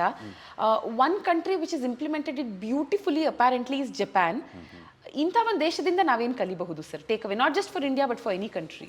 ಕೆಲವು ಈ ಥರ ದೇಶಗಳು, ಭಾಳ ಮುಂದುವರೆದಿರೋವಂಥ ದೇಶಗಳು, ಇಸ್ರೇಲು, ಜಪಾನ್, ಇವೆಲ್ಲ ಏನಾಗಿದೆ ಅಂದರೆ ಈ ಥರ ಇಂಡಿವಿಜುವಲ್ ಹೌಸಲ್ಲಿ ರೈನ್ ವಾಟರ್ ಹಾರ್ವೆಸ್ಟಿಂಗ್ ಮಾಡಿಸಲ್ಲ ಅವರು. ಯಾರು ಮಾಡಬೇಡಿ. ಸಿಂಗಪೂರಲ್ಲಿ for example it's an offence. US ಅಲ್ಲಿ it is an offence to do rain water harvesting in your house. ನಾವು ಮಾಡ್ತೀವಿ ಅದನ್ನು. ಹೇಗೆ ಅಂತಂದರೆ ಇಡೀ ಸೊಸೈಟಿನೆಲ್ಲ ನಾವು ತೊಗೋತೀವಿ ಗೌರ್ಮೆಂಟಿಂದ. ಸೊ ಸೊಸೈಟಿದು ಎಲ್ಲೇ ನೀರು ಬಿಡಲಿ ಅದನ್ನು ಕಂಟಾಮಿನೇಷನ್ ಮಾಡಬೇಡಿ, ಅದಕ್ಕೆ ಸುಯೇಜ್ ಬಿಡಬೇಡಿ, ಇದೆಲ್ಲದೂ ಕೂಡ ಕಂಟ್ರೋಲ್ ಮಾಡಿ ಏನಾಗುತ್ತೆ, pristine good quality rain water ಇಡೀ ಸಿಟಿ ಮೇಲೆ ಬಿದ್ದಿದ್ದ ನೀರನ್ನ ಅವರು ಸ್ಟೋರ್ ಮಾಡಿ ಹ್ಯೂಜ್ ಟ್ಯಾಂಕ್ಸ್ ಮಾಡಿದ್ದಾರೆ. ಜಪಾನ್ನಲ್ಲಿ ನಂಬಲಿಕ್ಕಾಗೋದಿಲ್ಲ, ಅಷ್ಟು ಕೋಟ್ಯಾಂತರ ಲೀಟರ್ ನೀರನ್ನ ಅಂಡರ್ಗ್ರೌಂಡಲ್ಲಿ ಸಿಟಿ ಕೆಳಗಡೆ ಇದೆ. ಅವರು ಸಮುದ್ರದ ಪಕ್ಕನೇ ಇದ್ದರೂ ಕೂಡ ಅಷ್ಟು ಫ್ಲಡ್ನ ಕಂಟ್ರೋಲ್ ಮಾಡಲಿಕ್ಕೆ ಅವ್ರು ಏನು ಮಾಡ್ತಾರೆ, not only for the demand of water, it even to control the flooding. ಬೆಂಗಳೂರಿನಲ್ಲಿ ಫ್ಲಡ್ ಆಗುತ್ತೆ, ನೀರಿಲ್ಲ ಅಂತ ಅದಕ್ಕೆ ಏನು ಮಾಡಬೇಕು, ನಾವು ದೊಡ್ಡ ದೊಡ್ಡ ಸ್ಟೋರೇಜ್ ಪ್ಲೇಸ್ಗಳನ್ನ ಸಿಟಿ ಪ್ಲ್ಯಾನಿಂಗ್ ಮಾಡಿದಾಗಲೇ ಲೇಔಟ್ಗಳಲ್ಲಿ ಮಾಡಬೇಕು. ಅವಾಗ ಏನಾಗುತ್ತೆ, ರೈನ್ ವಾಟರ್ ಹಾರ್ವೆಸ್ಟಿಂಗ್ ಆಗುತ್ತೆ. ಅದು ಎಕ್ಸಾಂಪಲ್ಸ್ ಭಾಳ ಮುಂದುವರೆದಿದ್ದಾರೆ. ಆ ಥರ ಪ್ಲ್ಯಾನಿಂಗ್ ಮಾಡಿದ್ರೆ ಏನಾಗುತ್ತೆ, ಪ್ರತಿಯೊಬ್ಬರು ಮನೆಗೆ ಹೋಗಿ ನೀವು ರೈನ್ ವಾಟರ್ ಹಾರ್ವೆಸ್ಟಿಂಗ್ ಮಾಡಿ, ನೀವು ಇಂಗು ಗುಂಡಿ ಮಾಡಿ, ನೀವು ಇದು ಕೇಳೋದೇ ಬೇಕಾಗಿಲ್ಲ. ಅದನ್ನು ನಾವು ಸಾರ್ವಜನಿಕವಾಗಿ ದೊಡ್ಡ ದೊಡ್ಡ ಪ್ರಮಾಣದಲ್ಲಿ ಮಾಡಿದ್ರೆ ಯಾರ ಮನೆಯಲ್ಲೂ ಬೋರ್ವೆಲ್ ಬೇಕಾಗಿಲ್ಲ, ಯಾರ ಮನೆಯಲ್ಲೂ ಕೂಡ ನೀರಿಗೆ ಇಷ್ಟೊಂದು ಮೀಟ್ರೆಲ್ಲ ಹಾಕಿ ಕಷ್ಟ ಬೀಳಬೇಕಾಗಿಲ್ಲ. ಪ್ರತಿಯೊಂದು ಮನೆಯಲ್ಲಿ ಒಂದು ಸಣ್ಣ ಬಾವಿ ಮಾಡಿ ನೀರು ಬಿಟ್ಟರೆ ಸಾಕು, ಇಂಗು ಗುಂಡಿ ಮಾಡಿ ಪ್ರತಿಯೊಬ್ಬರಲ್ಲಿ ಇರೋ ಬೋರ್ವೆಲ್ಗಳಲ್ಲೂ ನೀರು ಬರುತ್ತೆ. ಮತ್ತು ಸಿಟಿಗೂ ಕೂಡ ಹೆಲ್ಪ್ ಆಗುತ್ತೆ. ಅದನ್ನು ಸರ್ಕಾರದಿಂದ ಕೆಲವು ಪಾಲಿಸಿಗಳು ಮಾಡಿ ಹೊಸ ಲೇಔಟ್ಗಳಲ್ಲಿ ಮಾಡೋದು. ಕಳೆದ ಕೆಲ ತಿಂಗಳ ಮುಂಚೆ ಸರ್ ಸ್ಟಾರ್ಟ್ ಆಗಿದ್ದು, ಕಪಲ್ ಆಫ್ ಮಂತ್ಸ್ವರೆಗೂ ಇದು ಕಂಟಿನ್ಯೂ ಆಯಿತು. ಬೆಂಗಳೂರಲ್ಲಿ ನೀರಿಗೆ ಹಾಹಾಕಾರ, ಸಿಕ್ಕಾಪಟ್ಟೆ ಜನ ಒದ್ದಾಡ್ಬಿಟ್ರು. ಆನೆಸ್ಟ್ಲಿ ಸ್ಪೀಕಿಂಗ್ ಆ ಸಿಚುವೇಶನ್ ಹೇಗಿರುತ್ತೆ ಅಂತ ಕೂಡ ನನಗೆ ಗೊತ್ತಿಲ್ಲ. ಟಚ್ ವುಡ್, ಯಾಕಂದರೆ ನಮ್ಮ ಮನೆಯಲ್ಲಿ ಬೋರ್ವೆಲ್ ಇತ್ತು. ಇಂಡಿಪೆಂಡೆಂಟ್ ಹೌಸಸ್ಗೆ ಅಷ್ಟು ಕಷ್ಟ ಆಗಲಿಲ್ಲ, ಕಂಪ್ಯಾರಿಟಿವ್ಲಿ ಅಪಾರ್ಟ್ಮೆಂಟ್ಸಲ್ಲಿ ಇರೋರಿಗೆ ತುಂಬಾ ಕಷ್ಟ ಆಯಿತು. ಬೋರ್ವೆಲ್ಸ್ ಇರೋರಷ್ಟೇ ಸರ್ವೈವ್ ಆಗೋದಕ್ಕಾಗಿದ್ದು ಲಾಸ್ಟ್ ಕಪಲ್ ಆಫ್ ಮಂತ್ಸಲ್ಲಂತೂ. ಆ್ಯಂಡ್ ಯಾರು ಬೋರ್ವೆಲ್ಸಲ್ಲಿ ಸ್ವಲ್ಪ ಒಳ್ಳೆ ನೀರಿತ್ತೋ ಅಂಥವ್ರು. So what is your take on borewells? Because ನಿಮ್ಮ ಮನೇಲಿ ಬೋರ್ವೆಲ್ ಇಲ್ಲ. ನಿಮ್ಮ ಮನೇಲಿ ಬೋರ್ವೆಲ್ ಇತ್ತು, ಚೆನ್ನಾಗಿ ನೀರು ಬರ್ತಾ ಇದ್ದೀನಿ ಅಂತ, ಬೇರೆಯವ್ರ ನೀರು ನೀವು ಉಪಯೋಗಿಸ್ತಾ ಇದ್ರಿ. ಅವಾಗ ಎಲ್ಲೋ ರೀಚಾರ್ಜ್ ಆಗಿ ಎಲ್ಲೋ ಸ್ಟೇರ್ ಆಗಿತ್ತು, ಅದು ಬಂದಿತ್ತು. ಅದನ್ನೇ ಎಲ್ಲರೂ ಮಾಡಿದರೆ ಬೆಂಗಳೂರಿನಲ್ಲಿ ಯಾವ ಬೋರ್ವೆಲ್ಲೂ ಒಣಗ್ತಾ ಇರಲಿಲ್ಲ, ಪ್ರತಿಯೊಬ್ಬರಿಗೂ ಇದು ಬರ್ತಾ ಇರಲಿಲ್ಲ. ಅದನ್ನು ಅವತ್ತು ಮಾಡ್ಲಿಕ್ಕೆ ಆಗೋದಿಲ್ಲ ಎಷ್ಟೋ ವರ್ಷಗಳಿಂದ. ಯಾಕೆಂದರೆ ಅಂತರ್ಜಲ ಅಂತಂದರೆ ಅವತ್ತಿಂದ ಅವತ್ತಿಗೆ ಬರೋದಿಲ್ಲ, ಎಷ್ಟೋ ವರ್ಷಗಳಿಂದ ಮಾಡ್ಬೋದಿತ್ತು. ಸಾಧಾರಣವಾಗಿ ಇದಕ್ಕೆ ಸಿಟಿಗೆ ಏನಾಗ್ತಾ ಇದೆ, ಕಾಂಕ್ರಿಟೈಸೇಷನ್ ಜಾಸ್ತಿ ಆಗ್ತಾ ಇದೆ. ಡೆವಲಪ್ಮೆಂಟ್ ಜಾಸ್ತಿ ಆದಾಗೂ ಕೂಡ ಇದೆಲ್ಲ ಪರಿಸರಕ್ಕೆ ಭಾಳಷ್ಟು ಹಾನಿ ಉಂಟು ಮಾಡ್ತಾ ಇದೀವಿ. ಇದು ಕೂಡ ಒಂದು. ಬಟ್ ಡೆವಲಪ್ಮೆಂಟ್ ಬೇಡ ಅಂತ ಹೇಳೋದು ಬೇಡ. In fact we are all living in very modern world and we want development. Metro ಬೇಕು, ರೋಡ್ಗಳು ಬೇಕು, ಕಾರ್ಗಳು ಬೇಕು, ಎಲ್ಲದೂ ಬೇಕಾಗುತ್ತೆ. ಆದರೆ ಅದಕ್ಕೆ ತಕ್ಕನಾಗಿ ಒಂದು ಸೈಂಟಿಫಿಕ್ ಇಂಟರ್ವೆನ್ಷನ್ ಮಾಡೋಣ. ಉದಾಹರಣೆಗೆ ಹೇಳ್ತೀನಿ ನಾನು, Bengaluru city should become a porous city. My concept is Porus city concept. ಹೇಗೆ ಪೋರಸ್ ಸಿಟಿ ಅಂತಂದರೆ, ನೋಡಿ, ಬಿದ್ದ ನೀರು ಕೆಳಗೆ ಹೋಗದಾಗೆ ಕಾಂಕ್ರಿಟೈಸ್ ಮಾಡ್ತಾ ಇದ್ವಿ, ಎಲ್ಲ ಕಡೆ ಬ್ಲಾಕ್ ಮಾಡ್ತಾ ಇದ್ವಿ. ರೋಡ್ಸ್ ಆಗ್ಬೋದು, ಬಿಲ್ಡಿಂಗ್ಗಳು ಇದ್ದಿದ್ದನ್ನು ಡಬಲ್ ಮಾಡ್ತಾ ಇದ್ವಿ, ರೂಫನ್ನು, ಪೇವ್ಮೆಂಟ್ಸ್ಗಳನ್ನೆಲ್ಲ ಬ್ಲಾಕ್ ಮಾಡ್ತಾ ಇದ್ದೀವಿ, ಪ್ಲೇ ಗ್ರೌಂಡ್ಸ್ಗಳನ್ನೆಲ್ಲ ಆರ್ಟಿಫಿಷಿಯಲಾಗಿ ಅದನ್ನು ಬ್ಲಾಕ್ ಮಾಡ್ತಾ ಇದ್ದೀವಿ. ಅದ್ರ ಜೊತೆಗೆ ಮೆಗಾ ಪ್ರಾಜೆಕ್ಟ್ಸ್ಗೂ, ಫ್ಲೈಓವರ್ಸ್ ಆಗಲಿ, ನಮ್ಮ ಒಂದು ಮೆಟ್ರೋಗಳಾಗಲಿ ಎಲ್ಲ ಬರ್ತಾ ಇದೆ. ಇದೆಲ್ಲದಕ್ಕೂ ಕೂಡ ನಾವು ಪಾಸಿಟಿವ್ ಆಗಿ ತೊಗೊಂಡ್ರೆ, ಒಂದೊಂದು ಉದಾಹರಣೆ ಹೇಳ್ತೀನಿ. ನಿಮ್ಮ ಮನೆ ಮೇಲೆ ಬಿದ್ದ ನೀರನ್ನು ಆದಷ್ಟು ನೀವು ಬಳಸಿ, ಹೆಚ್ಚಾದ ನೀರನ್ನ ಆಚೆ ಬಿಡಬೇಡಿ. ಅದಕ್ಕೆ 3 ಅಡಿ ಅಗಲದ 10-15 ಅಡಿ ಆಳದ ಒಂದು ಸಣ್ಣ ಬಾವಿ ತೆಗೀರಿ.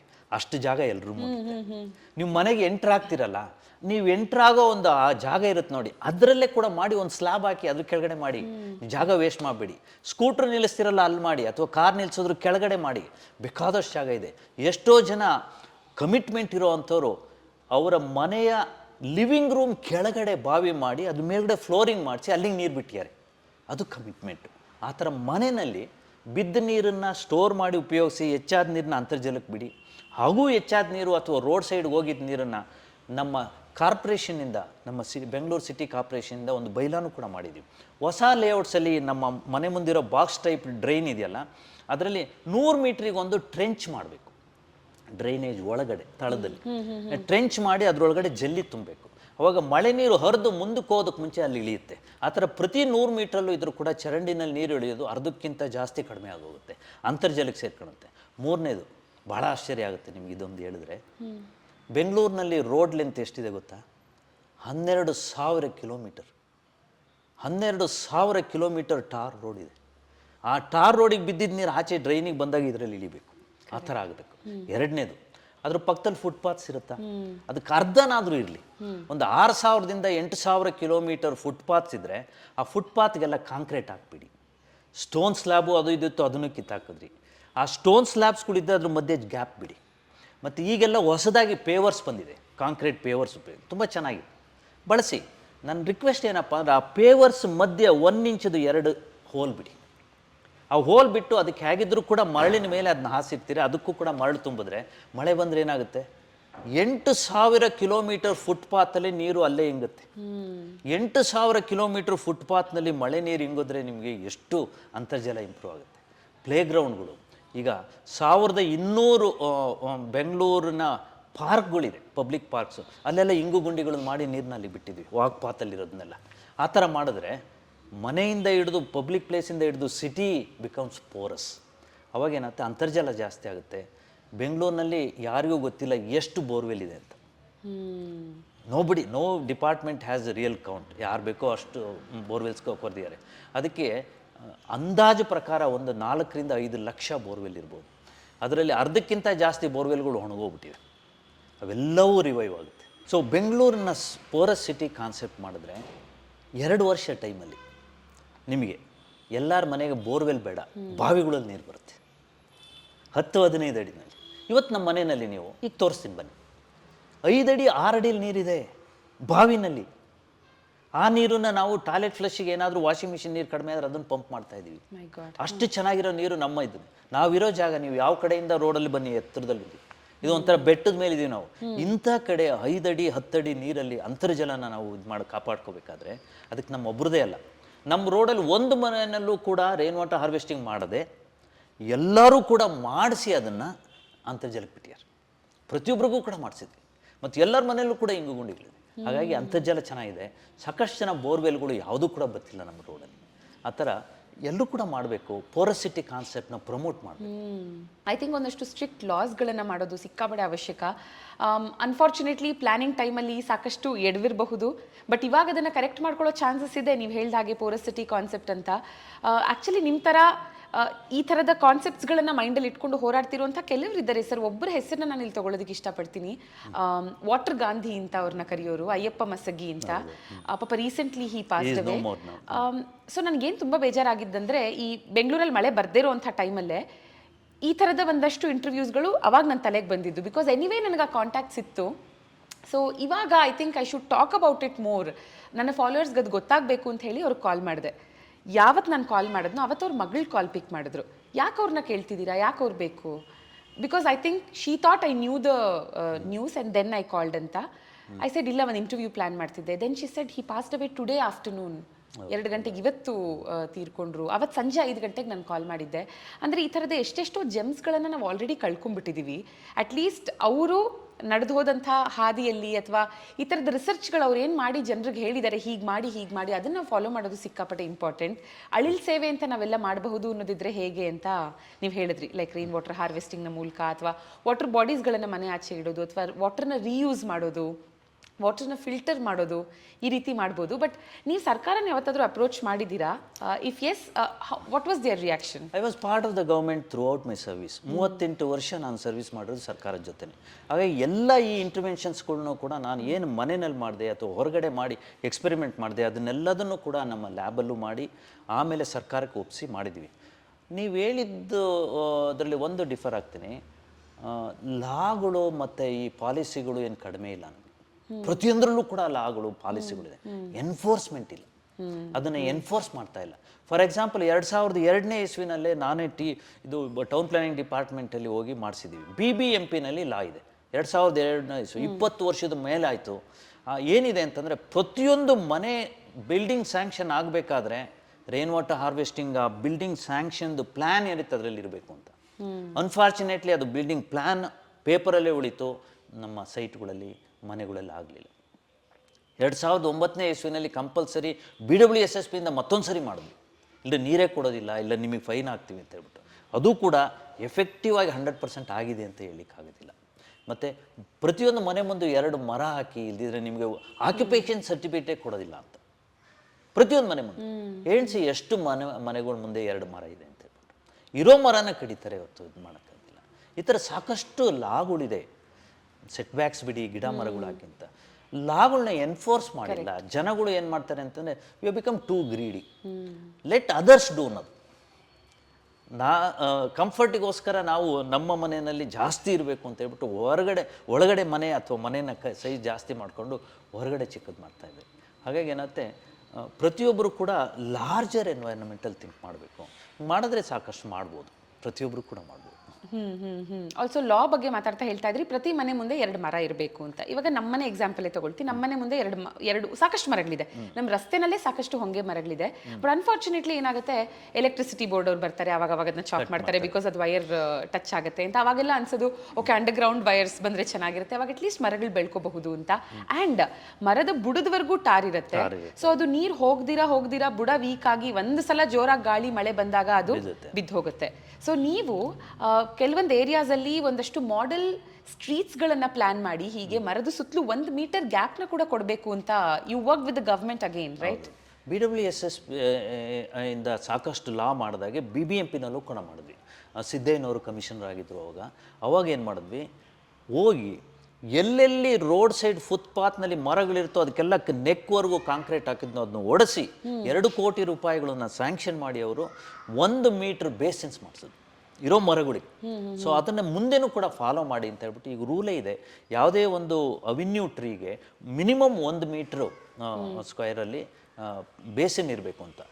ಆ 1 ಮೀಟ್ರಲ್ಲಿ ಅಷ್ಟೇ ನೀರು ಹಿಂಗೋದಿಲ್ಲ, ಮರ ಎಷ್ಟು ಚೆನ್ನಾಗಿದೆ ಅಂತಂದರೆ it does the lot of rain water harvesting. ಅಷ್ಟು ದೊಡ್ಡ ಕ್ಯಾನೋಪಿನಲ್ಲಿ ಎಲ್ಲ ಮಳೆ ನೀರು ಕೂಡ ಹರಿದು ಆ ಕೊಂಬೆ ಮೇಲಿಂದ ಕೆಳಗಡೆ ಬಂದು ಆ ಟ್ರಂಕ್ ಮೇಲೆ ಹಿಡಿದು ಬುಡದಿಂದ ಕೆಳಗೆ ಇಳಿದು ಹೋಗುತ್ತೆ. ಅದಕ್ಕಿಂತ ಒಳ್ಳೆ ಸರ್ವಿಸ್ ಮಾಡಲಿಕ್ಕೆ ಆಗೋದಿಲ್ಲ. ಪ್ರತಿಯೊಂದು ಮರದ ಸುತ್ತಲೂ ಕೂಡ ಆ ಜಾಗ ಇರಬೇಕು. ಜಯನಗರದ ವಿಷಯ ಹೇಳಿದ್ರು, that noble person Vijay Kumar ಅಂತ MLA ಇದ್ದರು, ಅವ್ರು ಭಾಳಷ್ಟು ಎನ್ಕರೇಜ್ಮೆಂಟ್ ಕೊಟ್ಟರು. ಕಿಲೋಮೀಟರ್ ಗಟ್ಟಲೆ ನಾವು ಫುಟ್ಪಾತನ್ನು ನಾವು ಫುಟ್ಪಾತ್ಗಳನ್ನ ಮಾಡಿದ್ವಿ. ಆ ಪೇವರ್ಸ್ಗಳಲ್ಲಿ ಮೌಲ್ಡ್ಸನ್ನು ಚೇಂಜ್ ಮಾಡಿಸಿ ಆ ಒಂದು ಮ್ಯಾನುಫ್ಯಾಕ್ಚರರ್ಸ್ ಹತ್ರ ಆ ಪೇವರ್ಸಲ್ಲಿ ಮಧ್ಯದಲ್ಲಿ ಹೋಲ್ಸ್ ಮಾಡಿ ಇವತ್ತು ಹಾಕಿದ್ವಿ. ಎಷ್ಟು ಚೆನ್ನಾಗಿದೆ ಅಂದರೆ ಅಲ್ಲೆಲ್ಲ ಒಳ್ಳೆ ಹುಲ್ಲು ಬರುತ್ತೆ, ಮಳೆ ಬಂದ ತಕ್ಷಣ ಹುಲ್ಲು ಬರುತ್ತೆ, ಅಲ್ಲಿಂದ ನೀರು ಕೂಡ ಇಳಿಯುತ್ತೆ, ನಡಿಲಿಕ್ಕೂ ಕೂಡ ತುಂಬ ಚೆನ್ನಾಗಿದೆ, ಸೊಗಸಾಗಿರುವಂಥ ಫುಟ್ಪಾತ್ಗಳಾಗಿದೆ.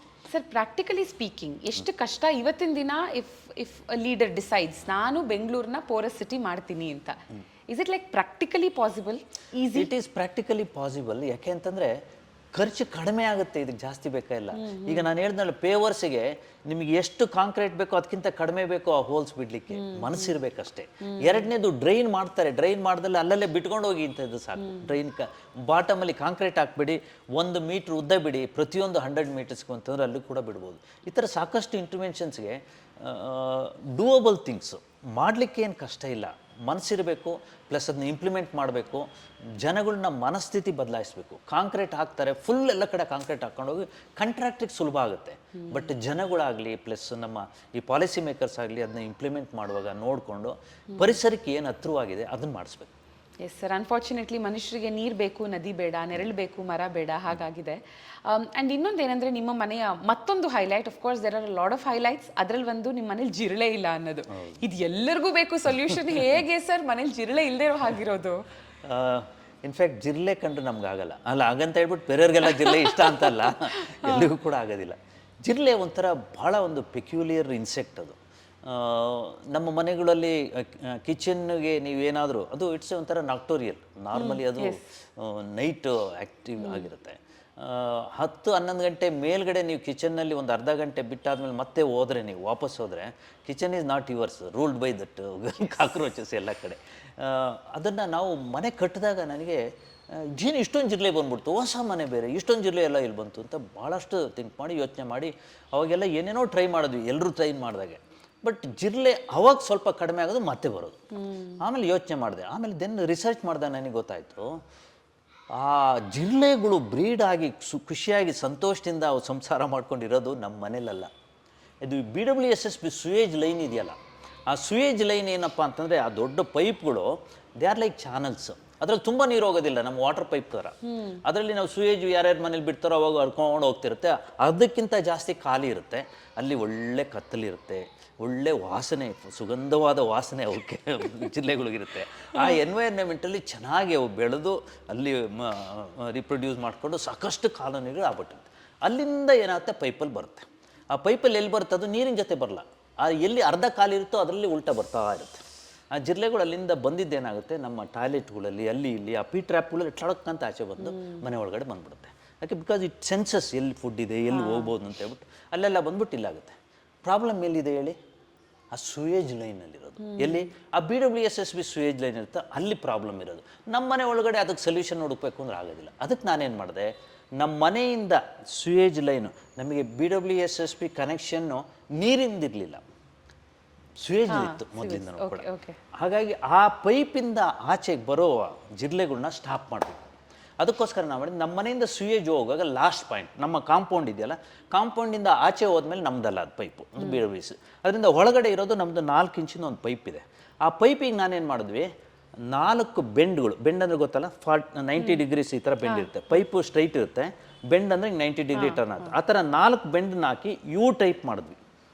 ಯು ಟೈಪ್ ಮಾಡಿದಾಗ ಏನಾಗುತ್ತೆ, ನೀರು ಇಲ್ಲಿಂದ ಬಂದು ಕೆಳಗಡೆ ಹೋಗಿ ಮತ್ತೆ ಮೇಲೆ ಬಂದು ಆಚೆ ಹೋಗುತ್ತೆ. ಅವಾಗೇನಾಗುತ್ತೆ, ಪ್ರತಿ ಸರಿ ನಾವು ನೀರು ಬಿಟ್ಟಾಗ ಏನಾಗುತ್ತೆ, ಇದು ತುಂಬಿ ಆಚೆ ಹೋಗಬೇಕು.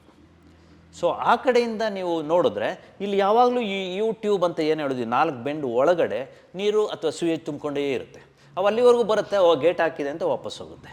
ಅವತ್ತಿಂದ ಇವತ್ತಿನವರೆಗೂ ನಮ್ಮ ಮನೇಲಿ ಒಂದೂ ಜಿರಳೆ ಇಲ್ಲ. ಎಲ್ಲ ಜಿರಳೆಗಳನ್ನ ಪಕ್ಕದ ಮನೆ ಅವ್ರಿಗೆ ಕಳಿಸ್ಬಿಟ್ಟಿದ್ದೀವಿ.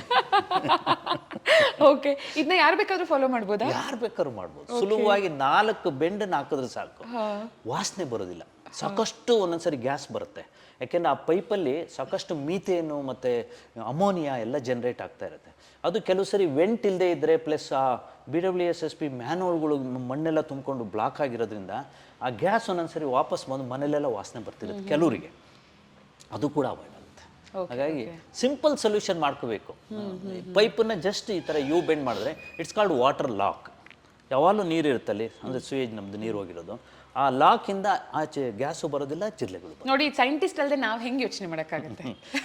ಈ ಥರ ಇದಕ್ಕೆ ನಾವು PhD ಮಾಡಬೇಕಾಗಿಲ್ಲ, ರಿಸರ್ಚ್ ಮಾಡಬೇಕಾಗಿಲ್ಲ. ಅದನ್ನು ಕೆದಕಿ ಹುಡುಕೋ ಅಂಥ ಮೊದಲು ಹೇಳಿದ್ನಲ್ಲ, ಆ ಪ್ರಶ್ನೆಗಳನ್ನ ಹುಡುಕೋ ಅಂಥ ಒಂದು ಮೈಂಡ್ ಬೇಕು. ಆ ಥರ ಒಂದು ಇದಿದ್ರೆ ಕೆದಕಿ ಹುಡುಕಿದ್ರೆ ಸಿಗುತ್ತೆ. ಬಟ್ ಒಂದೇನು ಗೊತ್ತಾ ಸರ್ ಖುಷಿ, ಹಿಂದಿನ ಕಾಲದಲ್ಲಿ ಅಡುಗೆ ತುಂಬಾ ಚೆನ್ನಾಗಿ ಮಾಡಿದ್ರೆ ಒಂದು ಸೀಕ್ರೆಟ್ ರೆಸಿಪಿ ಇಂಗ್ರೀಡಿಯೆಂಟ್ ಹೇಳ್ತಿರ್ಲಿಲ್ಲ, ಅದನ್ನ ಬಿಟ್ಟು ಮಿಕ್ಕಿದೆಲ್ಲ ಹೇಳೋರು ಹೇಗೆ ಮಾಡೋದು ಅಂತಂದ್ರೆ.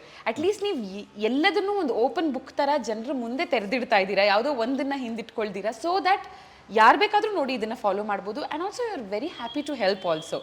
ಯಾರಾದರೂ ಮನೆ ಕಟ್ಟೋದು ನಾನು ಪ್ಲ್ಯಾನ್ ಮಾಡ್ತಾ ಇದ್ದೀನಿ, ಈ ಥರ ನಾನು ಒಂದು ಮನೆ ಕಟ್ಟಬೇಕು ಅನ್ನೋದಿದ್ರೆ, ಅಥವಾ ಇನ್ಯಾವುದೇ ಇಶ್ಯೂಸ್ಗಳಿಗೆ ಅವ್ರು ನಿಮ್ಮನ್ನು ಅಪ್ರೋಚ್ ಆಗಬೇಕು ಅನ್ನೋದಿದ್ರೆ, starting from rain water harvesting to solar to ಜಿರಳೆ trap to anything of the many patents that you have, ಅದನ್ನು ಯಾರೇ ಫಾಲೋ ಮಾಡಬೇಕಂತಿದ್ರು, how do they reach out to you? ಭಾಳಷ್ಟು ಅದಕ್ಕೆ ಮುಂಚೆ ಒಂದು ಸ್ವಲ್ಪ ಬ್ಯಾಕ್ಗ್ರೌಂಡ್ ಹೇಳ್ತೀನಿ. ಹಿಂದಿನ ಕಾಲದಲ್ಲಿ ರೆಸಿಪಿ ಕೊಡಲ್ಲ ಅಂತ ಹೇಳ್ತಿದ್ದೆ, ಸೀಕ್ರೆಟ್ ಇಂಗ್ರೀಡಿಯೆಂಟ್ ಕೊಡ್ತಿರ್ಲಿಲ್ಲ. ಈಗಿನ ಕಾಲದಲ್ಲಿ ಏನು ಭಾಳ ಚೇಂಜ್ ಆಗಿದೆ ಅಂತ ತಿಳ್ಕೊಬೇಡಿ. ಸೈಂಟಿಫಿಕ್ ರಿಸರ್ಚ್ನ ಎಷ್ಟೋ ಜನ ಹೊರಗಡೆನೇ ಇಟ್ಕೊಂಡಿರ್ತಾರೆ, ಆ PhD ಥೀಸಿಸ್ನ ಅಲ್ಲೇ ಇಟ್ಕೊಂಡಿರ್ತಾರೆ. ಅದನ್ನು ಜನಗಳಿಗೆ ಅಪ್ಲೈಡ್ ಸೈನ್ಸ್ಗೆ ಅಪ್ಲೈ ಮಾಡೋದಿಲ್ಲ. ಬೇಸಿಕ್ ಸೈನ್ಸ್ ಇರುತ್ತೆ, ಅದನ್ನು ಸುಲಭವಾಗಿ ಹೇಳೋದಿಲ್ಲ.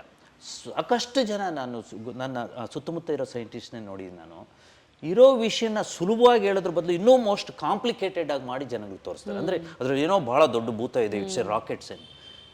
ಏನಕ್ಕೆ ಅದೆಲ್ಲ ಆಡಂಬರ ಬೇಕು? ಇನ್ಫ್ಯಾಕ್ಟ್ ನಾವು ಇರೋದನ್ನ ಅದರಲ್ಲಿ ಏನೂ ಇಲ್ಲಪ್ಪ ಅಂತ ಹೇಳಿದ್ರೆ ಅರ್ಧ ಪ್ರಾಬ್ಲಮ್ ಅವನಿಗೂ ಸಾಲ್ವ್ ಆಗೋಗ್ಬಿಡುತ್ತೆ. ಅಂದರೆ ಅವನಿಗೆ ಧೈರ್ಯ ಬರುತ್ತೆ, ನಾವು ಮಾಡ್ಬೋದು, ನಮ್ಮ ಮನೆಯಲ್ಲೂ ಮಾಡ್ಬೋದು ಅಂತ. ಆ ಥರ ಸುಲಭವಾಗಿ ಹೇಳೋದು. ಎರಡನೇದು ಮಾಡಿ ತೋರಿಸೋದು. ನಾವು ಬೇರೆ ಎಲ್ಲೇ ಇದು ಮಾಡೋದಕ್ಕೆ ಮುಂಚೆ ನೀವು ಮಾಡಿ ತೋರಿಸಿ, ಮತ್ತು ಒಂದು 4-5 ಜನಕ್ಕೆ ಅದನ್ನ ಹೇಳಿ, ನೋಡಿ ಈ ಥರ ಮಾಡ್ಬೋದು ಅಂತ ಸುಲಭವಾಗಿ ಹೇಳ್ಬಿಟ್ರೆ ಪ್ರಾಬ್ಲಮ್ ಭಾಳಷ್ಟು ಕಡಿಮೆ ಸಾಲ್ವ್ ಆಗುತ್ತೆ. ನಿಮ್ಮ ಪ್ರಶ್ನೆ ಈಗ ಇದನ್ನು ಹೇಗೆ ಬೇರೆಯವ್ರಿಗೆ ತಲುಪಿಸ್ತೀರಾ ಅಂತ ಹೇಳ್ಬಿಟ್ಟು, ಸಾಕಷ್ಟು ಪಬ್ಲಿಸಿಟಿ ಈ ಮೀಡಿಯಾಗಳಲ್ಲಿ, ಅಂದರೆ ಎಸ್ಪೆಷಲಿ ನಾವು ರಿಟರ್ನ್ ಮೀಡಿಯಾದಲ್ಲಿ ಮೊದಲೆಲ್ಲ ಸಾಕಷ್ಟು ಆರ್ಟಿಕಲ್ಸ್ ಬಂತು. ಆರ್ಟಿಕಲ್ಸಲ್ಲೆಲ್ಲ ಎಲ್ಲಾನು ಹೇಳ್ತಾ ಹೋದರೆ ಜನಗಳಿಗೆ ಬೋರ್ ಆಗುತ್ತೆ, ಇದು ಮಾಡೋದಿಲ್ಲ. ಪ್ಲಸ್ ಎಲ್ಲವನ್ನೂ ಕೂಡ ಎಲ್ಲರೂ ಮಾಡ್ಲಿಕ್ಕೆ ಆಗಲ್ಲ, ಅವರಿಗೆ ಬೇಕಾದಂತ ತೊಗೋಬೋದು. ಎರಡನೇದು, ಈಗ ವೆರಿ ಪವರ್ಫುಲ್ ಮೀಡಿಯಾ ನೀವು ಮಾಡ್ತಾ ಇರೋ ಹಾಗೆ ಎಷ್ಟು ಒಳ್ಳೆ ಕೆಲಸ ಮಾಡ್ತಾ ಇದ್ದೀರಾ ಅಂತಂದರೆ, ಕಣ್ಣು ಕಟ್ಟಿದಾಗೆ ನೀವು ವೀಡಿಯೋದಲ್ಲಿ ತೋರಿಸ್ಬಿಡ್ತೀರಿ.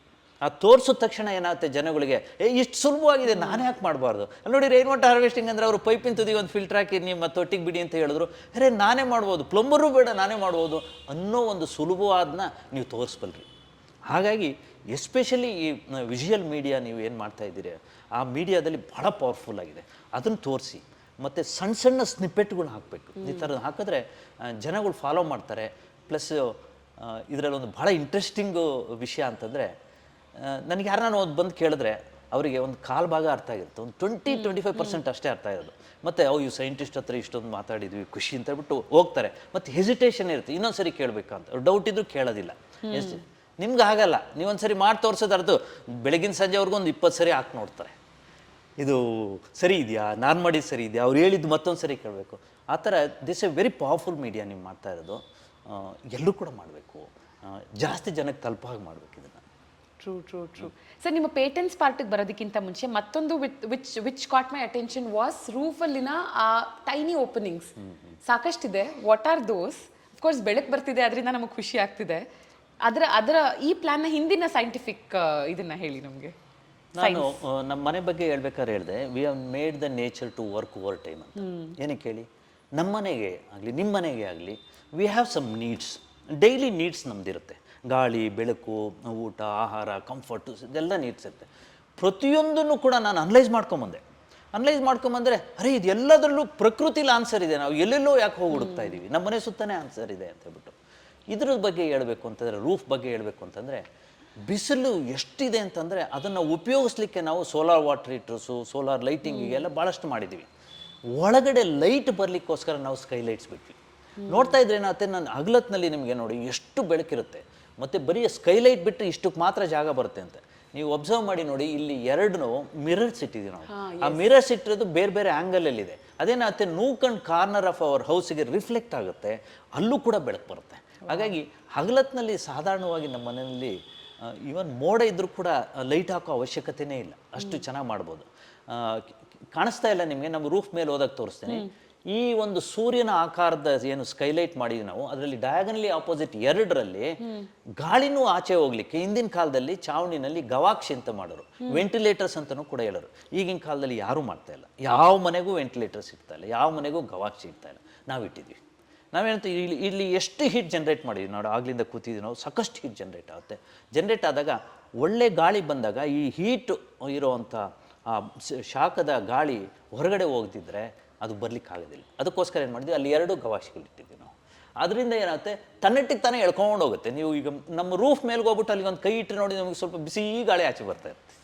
ಇಲ್ಲಂದಾಗ ಬಿಸಿ ಅನ್ಸಲ್ಲ ಅದು, ಅದಕ್ಕೇನು ಹೊರಗಡೆಗೆ ಕರೆಕ್ಟಾಗಿ ಇದಾಗುತ್ತೆ. ಆ ಥರ ಗಾಳಿ ಆಚೆ ಹೋಗಬೇಕು. ಆ ಥರ ಆ ಸ್ಕೈ ಲೈಟ್ಸಲ್ಲಿ ತುಂಬ ಜನ ಭಾಳಷ್ಟು ಉಪಕಾರ ಪಡಿಬೋದು, ಒಳ್ಳೆ ಲೈಟ್ ಪಡಿಬೋದು, ಗಾಳಿಯನ್ನು ಆಚೆ ಹಾಕ್ಬೋದು, ಪರಿಸರನ ಚೆನ್ನಾಗಿಟ್ಕೋಬೋದು, ಫ್ಯಾನ್ಗಳು ಕಡಿಮೆ ಆಗುತ್ತೆ, ಲೈಟ್ಗಳು ಆರ್ಟಿಫಿಷಿಯಲ್ ಲೈಟ್ ಕಡಿಮೆ ಆಗುತ್ತೆ. ಪ್ಲಸ್ ನಿಮಗೂ ಕೂಡ ನೇಚರ್ ಜೊತೆ ಜಾಸ್ತಿ ಇದ್ದಷ್ಟು ಇದಾಗುತ್ತೆ. ಈಗ ಆರ್ಟಿಫಿಷಿಯಲ್ ಲೈಟ್ ಜಾಸ್ತಿ ಹಾಕ್ಕೊಂಡು ಫ್ಯಾನ್ ಹಾಕ್ಕೊಂಡ್ರೆ ಕಂಫರ್ಟ್ ಸಿಗ್ಬೋದು ನಿಮಗೆ, ಬಟ್ ಆದರೆ ನೇಚರ್ ಜೊತೆ ಇದ್ದೀವಿ ಅಂತ ಅನ್ಸೋದಿಲ್ಲ. ಕರೆಕ್ಟ್. ಆ್ಯಂಡ್ ಸೋಲಾರ್ ಎನರ್ಜಿ ಬಗ್ಗೆ ಮಾತಾಡ್ತಾ, ನಮ್ಮೆಲ್ಲರಿಗೂ ಸಾಕಷ್ಟು ವರ್ಷಗಳಿಂದ ಗೊತ್ತಿರೋದು ಆ್ಯಂಡ್ ನಾವು ಬಳಸ್ತಾ ಬರ್ತಿರೋದು ಸೋಲಾರ್ ವಾಟರ್ ಹೀಟರ್ ಒಂದೇ ಸರ್. ಅದನ್ನು ಹೊರತುಪಡಿಸಿ ಸೋಲಾರ್ ಎನರ್ಜಿನ ಇನ್ನೂ ಯಾವ್ಯಾವ್ದಕ್ಕೆ ಬಳಸ್ಬೋದು ನಾವು? ಸಾಧಾರಣವಾಗಿ ಈಗ 2ಕ್ಕೆ ಬಳಸ್ತಾ ಇದ್ದೀವಿ. ಒಂದು ನೀರನ್ನು ಬಿಸಿ ಮಾಡಲಿಕ್ಕೆ, ಆ ನೀರನ್ನು ನಾವು ಸ್ನಾನಕ್ಕೆ, ಅಡುಗೆಗೆ, ಮತ್ತು ವಾಟರ್ ಪ್ಯೂರಿಫೈಯರ್ಗೆ, ಮತ್ತು ಈವನ್ನು ವಾಷಿಂಗ್ ಮಿಷಿನ್ಗೆ, ಡಿಶ್ ವಾಷರ್ಗೆ ಎಲ್ಲ ಬಳಸ್ಬೋದು. ನಮ್ಮ ಮನೇಲಿ ಎಲ್ಲದಕ್ಕೂ ಕನೆಕ್ಷನ್ ಇದೆ. ಇನ್ಫ್ಯಾಕ್ಟ್ ಸೋಲಾರ್ ವಾಟರ್ ಹೀಟರ್ ಸ್ವಲ್ಪ ದೊಡ್ಡದಿರೋದ್ರಿಂದ ನಾವು ಆ ಬಿಸಿನೀರೇ ಎಲೆಕ್ಟ್ರಿಸಿಟಿನಲ್ಲಿ ಹೀಟ್ ಮಾಡಿ ಡಿಶ್ ವಾಷರ್ಗೆ ಹೋಗೋದ್ರ ಬದಲು ಡೈರೆಕ್ಟಾಗಿ ಕನೆಕ್ಟ್ ಮಾಡಿರೋದ್ರಿಂದ ಪ್ರೀ ಹೀಟೆಡ್ ವಾಟರ್ ಹೋದ್ರಿಂದ ಅದು ಬಿಸಿ ಮಾಡೋದೇ ಇಲ್ಲ, ಆ ನೀರಲ್ಲೇ ಕೈತಾಗುತ್ತೆ. ಆ ಥರ ಸಾಕಷ್ಟು ಮನೇಲಿ ಎಲ್ಲದಕ್ಕೆ ಕೆಲಸಕ್ಕೂ ಬಳಸ್ಬೋದು. ಪಾತ್ರೆ ತೊಳೆಯೋದ್ರಿಂದ ಹಿಡಿದು ಎಲ್ಲದಕ್ಕೂ ಬಳಸ್ಬೋದು. ಈವನ್ ಕೂಡ ವಾಷಿಂಗ್ ಮಿಷಿನ್ ಕೂಡ ಹಾಕಿದ್ರೆ ಬಿಸಿನೀರಲ್ಲಿ ಇದಾಗುತ್ತೆ. ಎಲೆಕ್ಟ್ರಿಸಿಟಿನ ನಾವು ಜನ್ರೇಟ್ ಮಾಡಿಕೊಂಡು ಪ್ಯಾನಲ್ಸ್ ಉಪಯೋಗಿಸಿದ್ರೆ ಆಲ್ಮೋಸ್ಟ್ ಎಲ್ಲ ಆ್ಯಕ್ಟಿವಿಟೀಸ್ಗೂ ಕೂಡ ಬಳಸ್ಬೋದು. ನಮ್ಮ ಲೈಟಿಂಗ್ ಆಗಿ ಟಿ ವಿಗೆ ಎಲ್ಲದಕ್ಕೂ ಕೂಡ ಬಳಸ್ಬೋದು. ಅದಕ್ಕೆ ಸ್ವಲ್ಪ ಜಾಸ್ತಿ ಇನ್ವೆಸ್ಟ್ಮೆಂಟ್ ಬೇಕಾಗುತ್ತೆ. ಸಾಕಷ್ಟು ಸರ್ಕಾರದಿಂದ ಉತ್ತೇಜನ ಇದೆ, ಅದನ್ನು ಕೂಡ ಮಾಡ್ಕೋಬೋದು. ಮೂರನೇದು ಇನ್ಕಮ್ ಜನ್ರೇಷನ್ ಕೂಡ. ಈಗೇನಾಗಿದೆ, ಒಂದು ಹೊಸ ಟ್ರೆಂಡ್ ಏನಪ್ಪ ಅಂತಂದರೆ ರೂಫ್ ಅಷ್ಟು ಖಾಲಿ ಇದೆ, ಮತ್ತು ಅದರಿಂದ ಮಳೆ ನೀರು ಬಂದಿದ್ದನ್ನ ನಾವು ಸಂಗ್ರಹಣೆ ಮಾಡ್ತೀವಿ. ಪ್ಯಾನಲ್ಸ್ ಹಾಕಿದ್ರೆ ಮಳೆ ನೀರು ಎಲ್ಲೂ ಹೋಗೋದಿಲ್ಲ, ಅದು ಕೂಡ ಕೆಳಗಡೆ ಬರ್ತಿರುತ್ತೆ. ಬಟ್ ಅಲ್ಲಿ ಎಲೆಕ್ಟ್ರಿಸಿಟಿನೂ ಜನ್ರೇಟ್ ಆಗಿ ನಮ್ಮ ಮನೆಗೆ ಹೆಚ್ಚಾದ ನೀರನ್ನು ನಾವು ಗ್ರಿಡ್ ಪವರ್ ಅಂದರೆ ನಮ್ಮ ಬೆಸ್ಕಾಮು ಅಥವಾ ಆ ನಗರಗಳಲ್ಲಿರುವಂಥ ಎಲೆಕ್ಟ್ರಿಸಿಟಿ ಬೋರ್ಡ್ಗೆ ವಾಪಸ್ ಕೊಟ್ಟರೆ ಮೀಟ್ರ್ ಉಲ್ಟಾ ಹೋಗುತ್ತೆ. ಇಟ್ಸ್ ಕಾಲ್ಡ್ ನೆಟ್ ಮೀಟರಿಂಗ್ ಅಂತೇಳಿ, ಅಥವಾ ಗ್ರಿಡ್ ಸಪ್ಲೈ ಅಂತ ಹೇಳ್ಬೋದು. ನಮ್ಗೆ ಎಷ್ಟು ಬೇಕೋ ಅಷ್ಟನ್ನು ನಮಗೆ ಉಪಯೋಗಿಸ್ಕೊಂಡು ಹೆಚ್ಚಾಗಿದ್ದಕ್ಕೆ ಅದರಿಂದ ದುಡ್ಡು ಬರುತ್ತೆ. ಆ ಥರ ಕೂಡ ಇನ್ಕಮ್ ಜನ್ರೇಷನ್ಗೂ ಕೂಡ ಬಳಸ್ಬೋದು. ಓಕೆ ಸರ್, ಒಂದು 2 years back I still remember Jan ಮಂತಲ್ಲಿ ಬೆಳಗ್ಗೆ ನಾನು ಅವಾಗ ರೇಡಿಯೋದಲ್ಲಿ ಶೋ ಹೋಸ್ಟ್ ಮಾಡ್ತಿದ್ದೆ. I use to tell the Bengaluru weather update. ಅವಾಗ ಟೆಂಪ್ರೇಚರ್ ಇವಾಗ ಎಷ್ಟಿದೆ ಅಂತ 12 degrees ಹೇಳಿದ್ದೆ. 12 ಅಷ್ಟು ಡಿಪ್ ಆಗಿತ್ತು ಬೆಂಗಳೂರಲ್ಲಿ. ಸೊ ಅವತ್ತಿನ ದಿನ ನಾನು 12 degrees ಅಂತ ಹೇಳಿದಾಗ ನಿಮ್ಮ ಮನೆಯಲ್ಲಿ 8 degrees ಇತ್ತು. ಆ್ಯಂಡ್ ಬೆಂಗಳೂರಲ್ಲಿ 40 degree ನಾವು ರೀಸೆಂಟ್ ಆಗಿ ಟಚ್ ಮಾಡಿದಾಗ ನಿಮ್ಮ ಮನೆಯಲ್ಲಿ ಯು ಡಿಂಟ್ ಫೀಲ್ ಅಷ್ಟು ಹೀಟ್ ಆಫ್ 40 degrees ಬಿಕಾಸ್ 36, 37 ಇತ್ತು.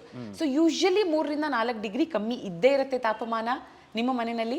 ಅದಕ್ಕೆ ಆಫ್ಕೋರ್ಸ್ ಸಾಕಷ್ಟು ಕಾರಣಗಳು ನೀವು ಹೇಳಿದ್ರಿ, ವಾಟರ್ ಬಾಡೀಸ್ ಇರಬಹುದು, ಗ್ರೀನ್ ಕರ್ಟನ್ ಇರ್ಬೋದು, and also one major contributor is thermos ಫ್ಲಾಸ್ಕ್ನ ಹಾಗೆ ನೀವು ಗೋಡೆಗಳನ್ನ ಏನು ಕಟ್ಟಿದ್ದೀರಾ. Science behind this sir? Answer ನಿಮ್ಮಲ್ಲೇ ಇದೆ ನೋಡಿ. ನೀವು ಹೇಳ್ದಾಗೆ ನಮ್ಮನೆ ನೀವು 12 degrees ಅಂದಾಗ ನಮ್ಮನೆ 8 degrees ಆಗಲಿಲ್ಲ, ನಮ್ಮನೆ 15 degrees ಇತ್ತು, 16 degrees ಇತ್ತು. ಥರ್ಮೋಸ್ ಫ್ಲಾಸ್ಕ್ ಅಂದರೆ ಒಳಗಡೆ ಇರೋ ಕೂಲ್ನೆಸ್ ಒಳಗೆ ಬರೋದಿಲ್ಲ. ಹೀಟ್ ಹೇಗೆ ಒಳಗಡೆ ಬರೋದಿಲ್ವೋ, ಚಳಿಗಾಲದಲ್ಲೂ ಕೂಡ ನಮಗೆ ಜಾಸ್ತಿ ಚಳಿ ಆಗೋದಿಲ್ಲ. So our house has more comfort than what you think only for cooling. Even ಕೂಡ ವಾರ್ಮ್ ಆಗಿಡುತ್ತೆ. ಹಾಗಾಗಿ ಎಲೆಕ್ಟ್ರಿಸಿಟಿ ಕಡಿಮೆ ಖರ್ಚಾಗುತ್ತೆ. ಇದಕ್ಕೆ ನಾನಾ ಉತ್ತರಗಳಿದೆ. ಮೇಜರ್ ಉತ್ತರ ಏನಪ್ಪ ಅಂದರೆ, ನಮ್ಮ ಗೋಡೆಗಳನ್ನು ನಾವು ರ್ಯಾಟ್ ಟ್ರ್ಯಾಪ್ ಡಿಸೈನ್ ಅಂತ, ಲಾರಿ ಬೇಕರ್ ಅಂತ ಒಬ್ಬ ಗ್ರೇಟ್ ಆರ್ಕಿಟೆಕ್ಟ್ ಇದ್ದರು, ನಮ್ಮ ಕೇರಳದಲ್ಲಿ ಸ್ಟಾರ್ಟ್ ಮಾಡಿದ್ರು. ಅಫ್ಕೋರ್ಸ್ ಈ ಕಮ್ ಫ್ರಮ್ ಅದರ್ ಕಂಟ್ರೀಸ್. 9 ಇಂಚಿನ ಗೋಡೆ, 2 ಇಟ್ಟಿಗೆ ಪಕ್ಕ ಇಡ್ತೀವಿ, ಫ್ಲ್ಯಾಟ್ ಆಗಿಟ್ಟಾಗ 9 ಇಂಚಿನ ಗೋಡೆ ಆಗುತ್ತೆ. ಪ್ಲಸ್ ಈ ಥರ ಇಟ್ಕೊಂಡು ಇಟ್ಟಿಗೆಗಳು ಕಟ್ತಾರೆ. That is a normal way of building the house. ಅವರ ಒಂದು ಟೆಕ್ನಾಲಜಿ ಏನಪ್ಪ ಅಂತಂದರೆ, 2 ಇಟ್ಟಿಗೆನ ಹಿಂಗೆ ಪಕ್ಕ ಫ್ಲ್ಯಾಟಾಗಿ ಇಡಬೇಡಿ, ಗೋಡಿ ಇಡಿ. ಸೊ ವರ್ಟಿಕಲಾಗಿ ಗೋಡಿ ಇಟ್ಟರೆ 3 ಇಂಚಲ್ಲಿ 3 ಇಂಚ್ ಲಾಸ್ಟಲ್ಲಿ ಮಧ್ಯೆ 3 ಇಂಚ್ ಗ್ಯಾಪ್ ಆಗುತ್ತೆ. ಆ ಥರ ನಮ್ಮ ಮನೆ ಎಲ್ಲ ಗೋಡೆಗಳು ಇರೋದ್ರಿಂದ ಏರ್ ಗ್ಯಾಪ್ ಇದೆ. ಮೇಲ್ಗಡೆ ರೂಫ್ ಇದೆ, ಕೆಳಗಡೆ ಫ್ಲೋರಿಂಗ್ ಇದೆ, ಮಧ್ಯ ಗೋಡೆ ಥರ್ಮಾಸ್ ಫ್ಲಾಸ್ದು 2 ವಾಲ್ ಹೇಗಿದೆಯೋ ಆಗಿದೆ. ಆ ಏರ್ ಟ್ರ್ಯಾಪ್ ಆಗಿರೋದು it acts as A insulator. ಒಳಗಡೆ ಇದ್ದಿದ್ದನ್ನು ಶಾಖನ ಆಗಲಿ ಕೂಲ್ನೆಸ್ನ ಹೊರಗೆ ಬಿಡೋದಿಲ್ಲ, ಆಚೆ ಇರೋ ಶಾಖ ಆಗಲಿ ಕೂಲ್ನೆಸ್ ಆಗಲಿ ಒಳಗಡೆ ಬರೋದಿಲ್ಲ. ಆ ಥರ ಇಟ್ಕೊಂಡಿದೆ. ಮತ್ತು ಇಟ್ಟಿಗೆಗಳು ಸಿಮೆಂಟು ಇನ್ನೂ ಕಡಿಮೆ ಬೇಕು, ಓನ್ಲಿ 60% ಬ್ರಿಕ್ಸ್ ಬೇಕಾಗುತ್ತೆ, ಕಾಸ್ಟು ಕೂಡ ಸೇವ್ ಆಗುತ್ತೆ. ಆ ಥರ ಮಾಡಿದ್ವಿ. ಅದು ಒಂದು. ಎರಡನೇದು ಆಗಲೇ ಹೇಳಿದಾಗೆ ವಾಟರ್ ಬಾಡೀಸ್ ಮತ್ತು ಏರ್ ಮೂಮೆಂಟ್. ನೋಡಿ, ನಮ್ಮ ಮನೇಲಿ ಗೋಡೆ ಎಷ್ಟಿದೆ ಅದಕ್ಕಿಂತ ಜಾಸ್ತಿ ಕಿಟಕಿ ಬಾಗಿಲುಗಳೇ ಜಾಸ್ತಿ, ಓಪನಿಂಗ್ ಜಾಸ್ತಿ, ಗ್ರಿಲ್ಸ್ ಇಲ್ಲ, ಭಾಳಷ್ಟು ಕಡೆ ಗ್ರಿಲ್ಸ್ ಇಲ್ಲ. ಇದರಿಂದ ಏನಾಗುತ್ತೆ ಅಂದರೆ, ನಾವು ಮನೆ ಕಟ್ಟಬೇಕಾದ್ರೆ ಒಂದು ವಿಂಡ್ ರೋಸ್ ಡಯಾಗ್ರಾಮ್ ಅಂತ ಹಾಕಬೇಕು. ಯಾವ ಸೀಸನ್ನಲ್ಲಿ ಇದು ಗಾಳಿ ಯಾವ ಕಡೆಯಿಂದ ಬೀಸುತ್ತೆ, ಯಾವ ಕಡೆ ಹೋಗುತ್ತೆ, ಅದಕ್ಕೆ ತಕ್ಕನಾಗಿ ನಾವು ವಿಂಡೋಸ್ನ ಡಿಸೈನ್ ಮಾಡಿದ್ರೆ ಏನಾಗುತ್ತೆ ಅಂತಂದರೆ, ಯಾವಾಗಲೂ ಕೂಡ ನಮಗೆ ಒಳ್ಳೆ ತಂಪಾದ ಗಾಳಿ ಅಲ್ಲಿಂದ ಬರೋದು ಸ್ಟ್ರಾಟಜಿಕ್ಕಾಗಿ ಇಟ್ಕೋಬೋದು. ಎಲ್ಲದನ್ನೂ ಕೂಡ ಫುಲ್ ಸೈಂಟಿಫಿಕ್ಕಾಗಿ ಮಾಡದೇ ಇದ್ದರೂ ಕೂಡ ಸ್ವಲ್ಪನಾದರೂ ಕೂಡ ನಾವು ಮಾಡಿದ್ರೆ ಎಕ್ಸ್ಟ್ರಾ ಏನು ಖರ್ಚಾಗೋದಿಲ್ಲ, ಬಟ್ ತುಂಬ ಉಪಯೋಗ ಆಗುತ್ತೆ. ಆ ಥರ ಮಾಡ್ಕೋಬೋದು. ಸರ್, ಎಷ್ಟೊಂದು ಟೇಕ್ ಅವೇ ಇದೆ. ನೀವು ಹೇಳಿದ ಹಾಗೆ ಎಲ್ಲರೂ ಎಲ್ಲದನ್ನು ಮಾಡೋದಕ್ಕಾಗದೇ ಇರ್ಬೋದು, ಬಟ್ ಅಟ್ಲೀಸ್ಟ್ 10% ಆಫ್ ಇಟ್ ನಾನು ಇವತ್ತಿಂದ ಸ್ಟಾರ್ಟ್ ಮಾಡ್ತೀನಿ ಅಂತ ತೊಗೊಂಡ್ರು, ಐ ಥಿಂಕ್ 2 years ಅಲ್ಲಿ 3 years ಅಲ್ಲಿ ಒಂದು 5 years ಡೌನ್ ದ ಲೈನ್ ಬಹಳ ಬಹಳ ಡಿಫ್ರೆಂಟ್ ಆಗಿರೋ ಬೆಂಗಳೂರನ್ನು ನೋಡಬಹುದು ನಾವು. ಬಟ್ ನಿಮ್ಮ ದೃಷ್ಟಿಯಲ್ಲಿ 5 to 10 years ಫ್ರಮ್ ನಾವು ಬೆಂಗಳೂರು ಹೇಗಿರಬಹುದು ಸರ್? ಭಾಳಷ್ಟು ಕಡೆ ನ್ಯೂಸ್ ಎಲ್ಲ ಬರ್ತಾ ಇದೆ, Bengaluru is going to be a city which is going to die like the Cape Town, ಹಾಗೆ ಹೀಗೆ ಅಂತ. I don't believe that. Because ಹಿಂದಿನ ಕಾಲದಲ್ಲೂ ಕೂಡ ಸಾಕಷ್ಟು ಜನ ಹೇಳ್ತಾರೆ, ದೊಡ್ಡ ದೊಡ್ಡ ನಗರಗಳೇ ಮುಳುಗೋಗಿದೆ, ರಾಜ್ಯಗಳು ಎಂಥ ಒಂದು ಈ ಒಂದು empires have collapsed because of the water shortage plus ಪರಿಸರಕ್ಕೆ ಹಾನಿ ಮಾಡಿ ಈ ಥರದ್ದೆಲ್ಲ ಅಂತ. ಅದು ಆಗಿನ ಕಾಲಕ್ಕೆ. ಈಗ ಆ ಥರ ಮಾಡ್ಲಿಕ್ಕೆ ಬಿಡೋದಿಲ್ಲ ನಾವು, ಯಾಕೆಂತ ನಿಮ್ಮಂಥವ್ರು ಇದ್ದೀರಿ, ನನ್ನಂಥವ್ರು ಇದ್ದಾರೆ, ಭಾಳಷ್ಟು ಜನ ಇದ್ದೀವಿ. ಪ್ಲಸ್ ಅದ್ರ ಜೊತೆಗೆ ಸೈನ್ಸು ಇಂಪ್ರೂವ್ ಆಗಿದೆ. ಎಷ್ಟು ಹಾಳು ಮಾಡ್ತೀವೋ ಅದನ್ನು ಕೌಂಟ್ರಾಗಿ ಮಾಡಲಿಕ್ಕೆ ಸಾಕಷ್ಟು ಸಾಧನಗಳಿದೆ. ಒಂದು ಲೆವೆಲ್ವರೆಗೂ ಜನ ಹೋಗ್ತಾರೆ, ಹಾಳು ಮಾಡ್ತಾರೆ. ಮರಗಳು ಕಡಿಯೋದಾಗಲಿ, ರೋಡ್ಗಳು ಇದು ಮಾಡೋದಾಗಲಿ ಎಲ್ಲ ಆಗುತ್ತೆ. ಆದರೂ ಕೂಡ ಪರ್ಯಾಯವಾಗಿ ಮಾಡಿಕೊಂಡು ಮುಂದೆ ಹೋಗೋವಂಥ ಒಂದು ಛಲ ಮನುಷ್ಯನಲ್ಲಿದೆ. ಹಾಗಾಗಿ ಬೆಂಗಳೂರು ನಾಶ ಅಂತೂ ಆಗೋದಿಲ್ಲ ನನ್ನ ಪ್ರಕಾರ. Have hope, each one of us can contribute. Plus ಈ ಪರಿಸರದಲ್ಲಿ ಬೇಗ ರಿಜಿನೋವೇಟ್ ಆಗಲಿಕ್ಕೆ ಶಕ್ತಿ ಇದೆ. ಆ ಶಕ್ತಿನ ನಾವು ತುಂಬಬೇಕು. ತುಂಬಿದ್ರೆ ಸಾಕಷ್ಟು ಆಗುತ್ತೆ. 10 ವರ್ಷದಲ್ಲಿ ಏನಾಗ್ಬೋದಪ್ಪ ಅಂತಂದರೆ, ಈಗ ಇರೋಷ್ಟು ಲಕ್ಸುರಿ ಇರಲ್ಲ ನಿಮಗೆ. ಇಷ್ಟು ನೀರು ನಿಮಗೆ ಸುಲಭವಾಗಿ ಸಿಗೋದಿಲ್ಲ. ಇಷ್ಟು ಚೆನ್ನಾಗಿ ಮರಗಳು ಗಿಡಗಳು ನಿಮ್ಮ ಮನೆ ಪಕ್ಕದಲ್ಲಿ ಇರೋದಿಲ್ಲ. ವಾತಾವರಣದಲ್ಲಿ ಚೇಂಜ್ ಆಗ್ಬೋದು, ಎಲ್ಲ ಆಗ್ಬೋದು. ಅವಾಗೇನಾಗುತ್ತೆ, ನಿಮಗೆ ಕೂಡ ಜಿಗುಪ್ಸೆ ಬಂದು, ಅರೆ ನಾನು I should go back to nature, ನೀರನ್ನು ನಾನು ಕನ್ಸರ್ವ್ ಮಾಡಬೇಕು. ಈಗ ಸಾಧಾರಣವಾಗಿ ನೀವು 100ರಿಂದ 150 ಲೀಟ್ರು ಅಥವಾ 200 ಲೀಟ್ರು ನೀರು ಬಳಸ್ತೀರ ಒಬ್ಬೊಬ್ರು ನಿಮ್ಮ ಮನೆಯಲ್ಲಿ. ಆಗ ಇನ್ನು 10 ವರ್ಷದಲ್ಲಿ ಏನು ಮಾಡ್ಬೋದು ಅಂತಂದರೆ 50-60 ಲೀಟ್ರು ಅಷ್ಟರಲ್ಲೇ ನೀವು ಜೀವನ ಮಾಡಬೇಕಾಗುತ್ತೆ. ಮಾಡಲಿಕ್ಕೆ ಏನು ಕಷ್ಟ ಇಲ್ಲ. ಇವತ್ತು ನಮ್ಮ ಮನೆಯಲ್ಲಿ ಮಾಡ್ತಾ ಇದೀವಿ, 100 ಲೀಟ್ರಿಂದ ಕಡಿಮೆ ಬಳಸ್ತಾ ಇದೀವಿ. ಈಗಲೇ ಎಕ್ಸಾಂಪಲ್ ಇರಬೇಕಾದ್ರೆ ಇನ್ನು ಅವಾಗ ಅಷ್ಟು ನೀರಿಗೆ ಅಭಾವ ಬಂದಾಗ ನೀವು ಬೆಳೆಸುವಂಥ ಸಾಧನೆಗಳು ಬರುತ್ತೆ.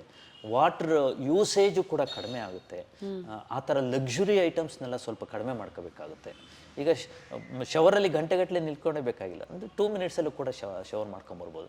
ಆ ಥರ ಮಾರ್ಪಾಡುಗಳು ಬಂದರೆ ಏನಾಗುತ್ತೆ ಅಂತಂದರೆ, Bengaluru can survive, it can become a sustainable city, provided people should respond to that. ಸ್ಪಂದಿಸಬೇಕು ಮತ್ತು ಎಲ್ಲರೂ ಕೂಡ ಪಾರ್ಟಿಸಿಪೇಟ್ ಮಾಡಬೇಕು. ಈಗೇನಾಗಿದೆ, ಒಂಥರ ಡ್ರೈವ್ ಆಗಿದೆ. ಪುಷ್ ಮಾಡಿ ಮಾಡಿ ಮಾಡಿ ಕಡ್ಡಿ ಹಿಡ್ಕೊಂಡು ಸ್ಕೂಲಲ್ಲಿ ಮೇಷ್ಟ್ರು ಹೇಳ್ತಾರಲ್ಲ, ಆ ಥರ ಹೇಳಿ ಮಕ್ಕಳಿಗೆ ಬಡ್ದು ಮಾಡಿಸಿದಂಥದ್ದು ಬರಬಾರ್ದು. ಎಲ್ರಿಗೂ ಕೂಡ ನಾನು ಕೂಡ ಇನ್ವಾಲ್ವ್ ಆಗಬೇಕು. I am part of this society.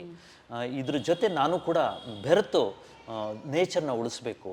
ಅದರಿಂದ ನನಗೆ ಉಪಕಾರ ಜಾಸ್ತಿ ಅನ್ನೋ ಒಂದು ಮನೋಭಾವ ಬರೋವರೆಗೂ ಸ್ವಲ್ಪ ನಾವು ಎಡುತ್ತಾ ಇರ್ತೀವಿ. ಬಟ್ ಎಡುತ್ತಾರೆ ಎಲ್ಲರೂ, ಬಿದ್ದು ಎದ್ದು ಬೆಂಗಳೂರು ನಡ್ಕೊಂಡು ಪರಿಸರದ ಜೊತೆ ಹೋಗಾಗೆ ಆಗಲಿ ಅಂತ ನನ್ನ ಆಸೆ ಇದೆ. ನನಗೆ ಭರವಸೆನೂ ಕೂಡ ಇದೆ. Hope so sir, fingers cross. ನನ್ನ ಕೊನೆ ಪ್ರಶ್ನೆ, ಸಾಕಷ್ಟು ಪೇಟೆಂಟ್ಗಳು ನಿಮ್ಮ ಹೆಸರಲ್ಲಿದೆ ಸರ್, ಅದರಲ್ಲಿ ಒಂದಷ್ಟು ಮಹತ್ವದ್ದನ್ನು ಮೆನ್ಷನ್ ಮಾಡೋದಕ್ಕಾಗತ್ತಾ? ನನಗೆ ಫಸ್ಟ್ ಪೇಟೆಂಟ್ ಸಿಕ್ಕಿತ್ತು ಅಗ್ರಿಕಲ್ಚರ್. ನಾನು I come from an agricultural background family. ಇವತ್ತು ಕೂಡ ನಾವು ವೀಕೆಂಡ್ ಫಾರ್ಮರ್ಸು. ಇನ್ಫ್ಯಾಕ್ಟ್ ಈ ಇಂಟರ್ವ್ಯೂ ಆದ ಒಂದು ಅರ್ಧ ಗಂಟೆಯಲ್ಲಿ ನಾವು ಅಲ್ಲಿಗೆ ಹೊರಟಿರ್ತೀವಿ ನಾವು ತೋಟಕ್ಕೆ ಹೋಗ್ಲಿಕ್ಕೆ. ಆ ತೋಟದಲ್ಲಿ ನಾನು ಒಂದು ಇನೋವೇಷನ್ ಮಾಡಿದೆ. ಈ ತೆಂಗಿನ ಮರಗಳಿರುತ್ತಲ್ಲ, ಮರಗಳಲ್ಲಿ ಏನಾಗುತ್ತೆ ಅಂದರೆ, ಈ ತೆಂಗಿನ ತೋಟ ಇರುತ್ತೆ ನಮ್ಮ ಗುಬ್ಬಿ, ತಿಪ್ಟೂರು, ತುಮಕೂರು ಡಿಸ್ಟ್ರಿಕ್ಟಲ್ಲಿ ಸಾಕಷ್ಟು ತೆಂಗಿನ ತೋಟಗಳು. ಆ ತೆಂಗಿನ ತೋಟ ನಾನು ಸ್ಟಡಿ ಮಾಡ್ತಾ ಬಂದಾಗ ಏನಾಯಿತು ಅಂತಂದರೆ, ತೆಂಗು ಎಲ್ಲದಕ್ಕೂ ಉಪಯೋಗ ಆಗುತ್ತೆ. ಇನ್ಫ್ಯಾಕ್ಟ್ ಅದು ಕಾಯಿಂದ ಹಿಡಿದು, ಕೊಬ್ಬರಿಯಿಂದ ಹಿಡಿದು, ನೀರಿಂದ ಹಿಡಿದು, ಆ ಗರಿಗಳು, ಎಡೆಮೆಟ್ಟು ಎಲ್ಲದೂ ಕೂಡ ಉಪಯೋಗ ಆಗುತ್ತೆ. ಅದು ಹೊರಗಡೆ ಹೊರಡುತ್ತೆ. ಅಂದರೆ ತೆಂಗಿನ ಎಲ್ಲ ಪಾರ್ಟ್ಸು ಕೂಡ ಹೊರಗಡೆ ಹೋದಾಗ ಏನಾಗುತ್ತೆ, ಸಾಯಿಲಲ್ಲಿರೋದನ್ನೆಲ್ಲ ಎಳೆದು ಎಕ್ಸ್ಪೋರ್ಟ್ ಮಾಡ್ತಾ ಇರುತ್ತೆ. So that means there is A biomass drain from the soil. ಅದು ಆಗಬಾರ್ದು, ಓನ್ಲಿ ಫ್ರೂಟ್ ಮಾತ್ರ ಆಚೆ ಹೋಗಬೇಕು, ಅದು ಕಾಂಪನ್ಸೇಟ್ ಆಗಬೇಕು ಅಂತೇಳಿ ಗರಿನ ವಾಪಸ್ ಹೋಗಾಗೆ ನಾನು ಕೋಕೋನಟ್ ಫ್ರಾಂಟ್ ಶ್ರೆಡರ್ ಅಂತ ಮಾಡಿದೆ. ಅಂದರೆ ಈ ತೆಂಗಿನ ಗರಿ ಇರುತ್ತೆ ನೋಡಿ, ಉದ್ದದ ಗರಿ, ಅದನ್ನು ಸಣ್ಣ ಸಣ್ಣ ಪೀಸ್ಗಳಾಗಿ ಮಾಡಿ ಅದ್ರ ಬುಡಕ್ಕೆ ಮಾಡಿದೆ. ಒಂದು ಸಣ್ಣ ಮಿಷಿನ್ ಕಂಡಿಡಿದೆ, ಅದಕ್ಕೆ ಫಸ್ಟ್ ಪೇಟೆಂಟ್ ಸಿಕ್ತು. ಹಾಗಾಗಿ ಮರದ ಸುತ್ತ ಅದನ್ನ ಹಾಕಿದ್ರೆ ಒಳ್ಳೆ ವಾತಾವರಣ ಆಗಿರುತ್ತೆ, ತಂಪಾಗಿರುತ್ತೆ ಮರಕ್ಕೆ. ನೀರು ನೀವು ಡ್ರಿಪ್ ಇರಿಗೇಷನು ಯಾವುದ್ರಲ್ಲಿ ಕೊಡ್ತೀರೋ ಅದು ಆದಷ್ಟು ಕಡಿಮೆ ಆಗುತ್ತೆ, ಎವಾಪ್ರೇಷನ್ ಲಾಸ್ ಕಡಿಮೆ ಆಗಿ. ಅಲ್ಲಿರೋ ಆ ತಂಪು ಮತ್ತು ಆ ಕತ್ತಲಲ್ಲಿ ಆ ಬ್ಯಾಕ್ಟೀರಿಯಾ ಆಕ್ಟಿವಿಟೀಸು ಮತ್ತು ಸಾಕಷ್ಟು ಫಂಗಸ್ಸು ಇವೆಲ್ಲ ಬೆಳೆದು ಒಳ್ಳೆ ಗೊಬ್ಬರ ಆಗಿಬಿಟ್ಟು ಮಣ್ಣು ಮೃದುವಾಗುತ್ತೆ, ಎರೆಹುಳುಗಳು ಎಲ್ಲ ಸ್ಟಾರ್ಟ್ ಆಗುತ್ತೆ. ಸೊ ಇದು ಮಲ್ಟಿಪಲ್ ಬೆನಿಫಿಟ್ಸ್ ಬರೋ ಹಾಗೆ ಅದೊಂದು ಮಿಷಿನ್ ಕಂಡಿಡಿದೆ. ಅದಕ್ಕೆ ಒಂದು ಪೇಟೆಂಟ್ ಸಿಕ್ಕಿದೆ. ಆ ಥರ ಹಲವಾರು ಪೇಟೆಂಟು. ಒಂದು ನಮ್ಮ ಈ ರೈನ್ ವಾಟರ್ ಹಾರ್ವೆಸ್ಟಿಂಗ್ ಫಿಲ್ಟ್ರಿಗೂ ಕೂಡ, ಫಿಲ್ಟರು ಒಂಥರ ಸೈಂಟಿಫಿಕ್ಕಾಗಿ ಡೆವಲಪ್ ಮಾಡಿರೋವಂಥ ಫಿಲ್ಟ್ರು ಇಡೀ ನಮ್ಮ ಭಾರತ ದೇಶದಲ್ಲಿ ಎಲ್ಲೂ ಇರಲಿಲ್ಲ. ಅದಕ್ಕೆ ಸುಲಭವಾಗಿ ಕಡಿಮೆ ಖರ್ಚಲ್ಲಿ ಆಗೋವಂಥದ್ದು, ಸುಲಭ ಮೇಂಟೆನೆನ್ಸ್ ಇರೋವಂಥದ್ದು ಒಂದು popup filter, rain tap popup filter ಅಂತ ಒಂದು ಕಂಡಿದ್ದೆ. ಅದನ್ನು ಲಕ್ಷಾಂತರ ಮನೆಗಳಲ್ಲಿ ಇವತ್ತು ಹಾಕಿ ನೀರನ್ನು ಸೇವ್ ಮಾಡ್ತಾ ಇದ್ದಾರೆ. ಈ ಥರ ಸುಮಾರು ಪೇಟೆಂಟ್ಸ್ಗಳಿದೆ. ಆ ಪೇಟೆಂಟ್ಸ್ ಮಾಡಿದ್ರಲ್ಲಿ ಈಗ ರೀಸೆಂಟಾಗಿ ಒಂದು ಮಾಡಿರೋದು, ಈಗ ನಾನು ನೀರಿನ ಜೊತೆ ಸೋಲಾರ್ ಎನರ್ಜಿ ಬಗ್ಗೆ ಕೂಡ ಒಂದು ಲ್ಯಾಬಲ್ಲಿ ರಿಸರ್ಚ್ ಮಾಡ್ತಾಯಿದ್ದೀನಿ. ನಮ್ಮ ಟೀಮಿಂದ ಆ ರಿಸರ್ಚ್ ಮಾಡಿದ ಮೇಲೆ ನನಗೊಂದು ಪ್ರಾಬ್ಲಮ್ ಬಂತು. ಫಸ್ಟು ಯಾರೇ ಒಬ್ಬ ಸೈಂಟಿಸ್ಟಿಗೆ ಸೊಲ್ಯೂಷನ್ ಕಂಡುಹಿಡಿಯೋದು ಅಥವಾ ಹೊಸದಾಗಿ ಕಂಡುಹಿಡಿಬೇಕಾದ್ರೆ ಪ್ರಾಬ್ಲಮ್ ಇರಬೇಕು. ಸೊ ಆ ಪ್ರಾಬ್ಲಮ್ಮು ನಮ್ಮ ಒಂದು ಹೊರಗಡೆ ಕಸ್ಟಮರ್ ಕೇರು ಮತ್ತು ಇದರೆಲ್ಲ ಸೊಸೈಟಿನಲ್ಲಿ ನೋಡಿದಾಗ ಸೋಲಾರ್ ವಾಟರ್ ಹೀಟಲ್ಲಿ ಒಂದು ಪ್ರಾಬ್ಲಮ್ ಅಂತು. ಆ ಸೋಲಾರ್ ವಾಟರ್ ಹೀಟ್ರಲ್ಲಿ ಕಲೆಕ್ಟರ್ ಇರುತ್ತೆ, ಬಿಸಿಲಿನ ಶಾಖವನ್ನು ಹೀರಲಿಕ್ಕೆ. ಅದ್ರ ಮೇಲ್ಗಡೆ ಒಂದು ಟ್ಯಾಂಕ್ ಇರುತ್ತೆ, ಅದು ಇನ್ಸುಲೇಟೆಡ್ ಟ್ಯಾಂಕ್ ಇರುತ್ತೆ. ಬಿಸಿಲಿನ ಬಂದ ಬಿಸಿ ನೀರನ್ನು ಬಿಸಿಯಾಗೇ ಇಟ್ಕೊಂಡು ನೆಕ್ಸ್ಟ್ ಡೇ ಅವ್ರಿಗೂ ಕೊಡಲಿಕ್ಕೆ. ಆ ಟ್ಯಾಂಕ್ ಪಕ್ಕದಲ್ಲಿ ಒಂದು ಪೈಪ್, ಎತ್ತರಕ್ಕೆ ಪೈಪ್ ಹಾಕಿರ್ತಾರೆ, that's called air vent pipe ಅಂತ. ಅದೇನಕ್ಕೆ ಅಂತಂದ್ರೆ ನಿಮ್ಮ ಕೋಲ್ಡ್ ವಾಟರ್ ಟ್ಯಾಂಕಿಗೆ ಆ ವಾಟರ್ ಲೆವೆಲ್ನ ಮೇಂಟೈನ್ ಮಾಡಬೇಕು. ಆ ಹೈಟಿಗೆ ಇರುವಂಥ ಒಂದು ಪೈಪ್ ಇರುತ್ತೆ. ಆ ಪೈಪು ಏರ್ ವೆಂಟ್ ಇರುತ್ತಲ್ಲ, ಅದು ಇಲ್ಲದ ಹಾಗೆ ಮಾಡಲಿಕ್ಕೆ ಈಗ ಒಂದು ಹೊಸ ಕಂಡು 40 ವರ್ಷದಿಂದ ಪ್ರತಿಯೊಂದು ಲಕ್ಷಾಂತರ ಸೋಲಾರ್ ವಾಟರ್ ಹೀಟರ್ ಇಡೀ ಭಾರತ ದೇಶದಲ್ಲಿ ಹಾಕಿದ್ದಾರೆ. ಅದು ಎಷ್ಟು ಲಕ್ಷ ಹಾಕಿದಾರೋ ಅದು ಎಲ್ಲ ಟ್ಯಾಂಕ್ ಪಕ್ಕನೂ ಅದೊಂದಿರುತ್ತೆ. ಅದರಿಂದ ಭಾಳಷ್ಟು ಡಿಸ್ಅಡ್ವಾಂಟೇಜ್ ಇದೆ. ಅದು ಮುರಿದೋಗುತ್ತೆ, ನೀರು ವೇಸ್ಟ್ ಆಗುತ್ತೆ, ಪ್ಲಸ್ ಅದರಿಂದ ಮಂಗಗಳು ಅದು ಇದು ಅದನ್ನು ಮುರಿದಾಕ್ಬಿಟ್ಟು ಸಾಕಷ್ಟು ಹಾನಿ ಆಗುತ್ತೆ. ಅದೆಲ್ಲದನ್ನು ಕಡಿಮೆ ಮಾಡಲಿಕ್ಕೆ ನಾನೊಂದು ಹೊಸ ಗ್ಯಾಡ್ಗೆಟ್ ಕಂಡಿದ್ದೀನಿ. ಅದು PFM ಅಂತ, ಪಾಸಿಟಿವ್ ಫ್ಲೋ ಮಾಡ್ಯುಲೇಟರ್ ಅಂತ. ಒಂದು ಚಿಕ್ಕ ಗ್ಯಾಡ್ಗೆಟ್ ಅದು ಹಾಕಿದ್ರೆ ಏರ್ ವೆಂಟ್ ಬದಲು ಇದೇ ವರ್ಕ್ ಆಗುತ್ತೆ, ಟ್ಯಾಂಕ್ ಪಕ್ಕನೇ ಇರುತ್ತೆ. ಆ ಥರ ಗ್ಯಾಡ್ಗೆಟ್ಗಳು ಕಂಡಿದ್ದೀನಿ. ಇನ್ನು ಸ್ವಲ್ಪ ದಿವಸಗಳಲ್ಲೇ ಅದು ಮಾರ್ಕೆಟಿಗೆ ಬರ್ತಾ ಇದೆ. ಈ ಥರ ಹೊಸ ಇದನ್ನು ಕಂಡಿದ್ದೀನಿ. ನಮ್ಮ ನೀರಿನ ಪ್ಯೂರಿಫಿಕೇಷನ್ಗೆ ಬೆಳ್ಳಿಯ ತಗಡಿನ ಇದನ್ನು ಕೂಡ ಎಲ್ಲ ಪಬ್ಲಿಕ್ಸು ಕೂಡ ಉಪಯೋಗಿಸ್ಬೋದು. ಆ ಥರ ಸಾಕಷ್ಟು ಈ ಥರ ಇನೋವೇಷನ್ಸ್ ಇದೆ. ನಾನು ಮಾಡಿರೋ ರಿಸರ್ಚ್ ಎಲ್ಲ ಅಪ್ಲೈಡ್ ಸೈನ್ಸ್, ಅಂದರೆ ಜನಕ್ಕೆ ಮತ್ತು ಸೊಸೈಟಿಗೆ ಉಪಕಾರ ಆಗುವಂಥ ಇನೋವೇಷನ್ಸ್ಗಳು. ಸರ್, ನಿಮ್ಮಿಂದ ಬಹಳಷ್ಟು ಇಂಪ್ರೆಸ್ಡ್ ಆ್ಯಂಡ್ ಇನ್ಸ್ಪೈರ್ ಆಗಿದ್ದೀನಿ. Thank you so much for your time. And ಈ ಮೂಲಕ ನನ್ನನ್ನು ಫಾಲೋ ಮಾಡ್ತಿರುವಂಥ ಅಥವಾ ಈ ವಿಡಿಯೋನ ನೋಡುವಂಥ ಒಂದಷ್ಟು ಲಕ್ಷ ಜನರಿಗೆ ಇದನ್ನು ತಲುಪಿಸುವಂಥ ಒಂದು ಚಿಕ್ಕ ಪ್ರಯತ್ನ ನಮ್ಮ ಕಡೆಯಿಂದ. 10 ಜನರಲ್ಲಿ ಬದಲಾವಣೆ ಕಂಡ್ರು, that is a success according to me. ಒಬ್ಬರು ಬದಲಾದರೂ that is a success. Let's see. I really hope that ಈ video will have an amazingly positive effect ನಮ್ಮ ವ್ಯೂವರ್ಸ್ಗಳ ಮೇಲೆ. ಆ್ಯಂಡ್ ನೀವು ಆಸೆ ಪಟ್ಟಂಥ ಕನಸಿನ ಪೋರಸ್ ಬೆಂಗಳೂರು ಇನ್ನೊಂದು 2 ವರ್ಷದಲ್ಲಿ ಅಥವಾ 5 ವರ್ಷದಲ್ಲಿ ಅಟ್ಲೀಸ್ಟ್ ಆಗಲಿ ಅಂತ ಲೆಟ್ಸ್ ಹೋಪ್ ಆ್ಯಂಡ್ ಪ್ರೇ. ನನ್ನ ಎಫರ್ಟ್ಸ್ನಂತೂ ಈ ನಿಟ್ಟಿನಲ್ಲಿ ಖಂಡಿತ ಮುಂದುವರಿಸ್ತೀನಿ. Thank you so much for your time sir. My pleasure. Thank you. ನಮಸ್ಕಾರ.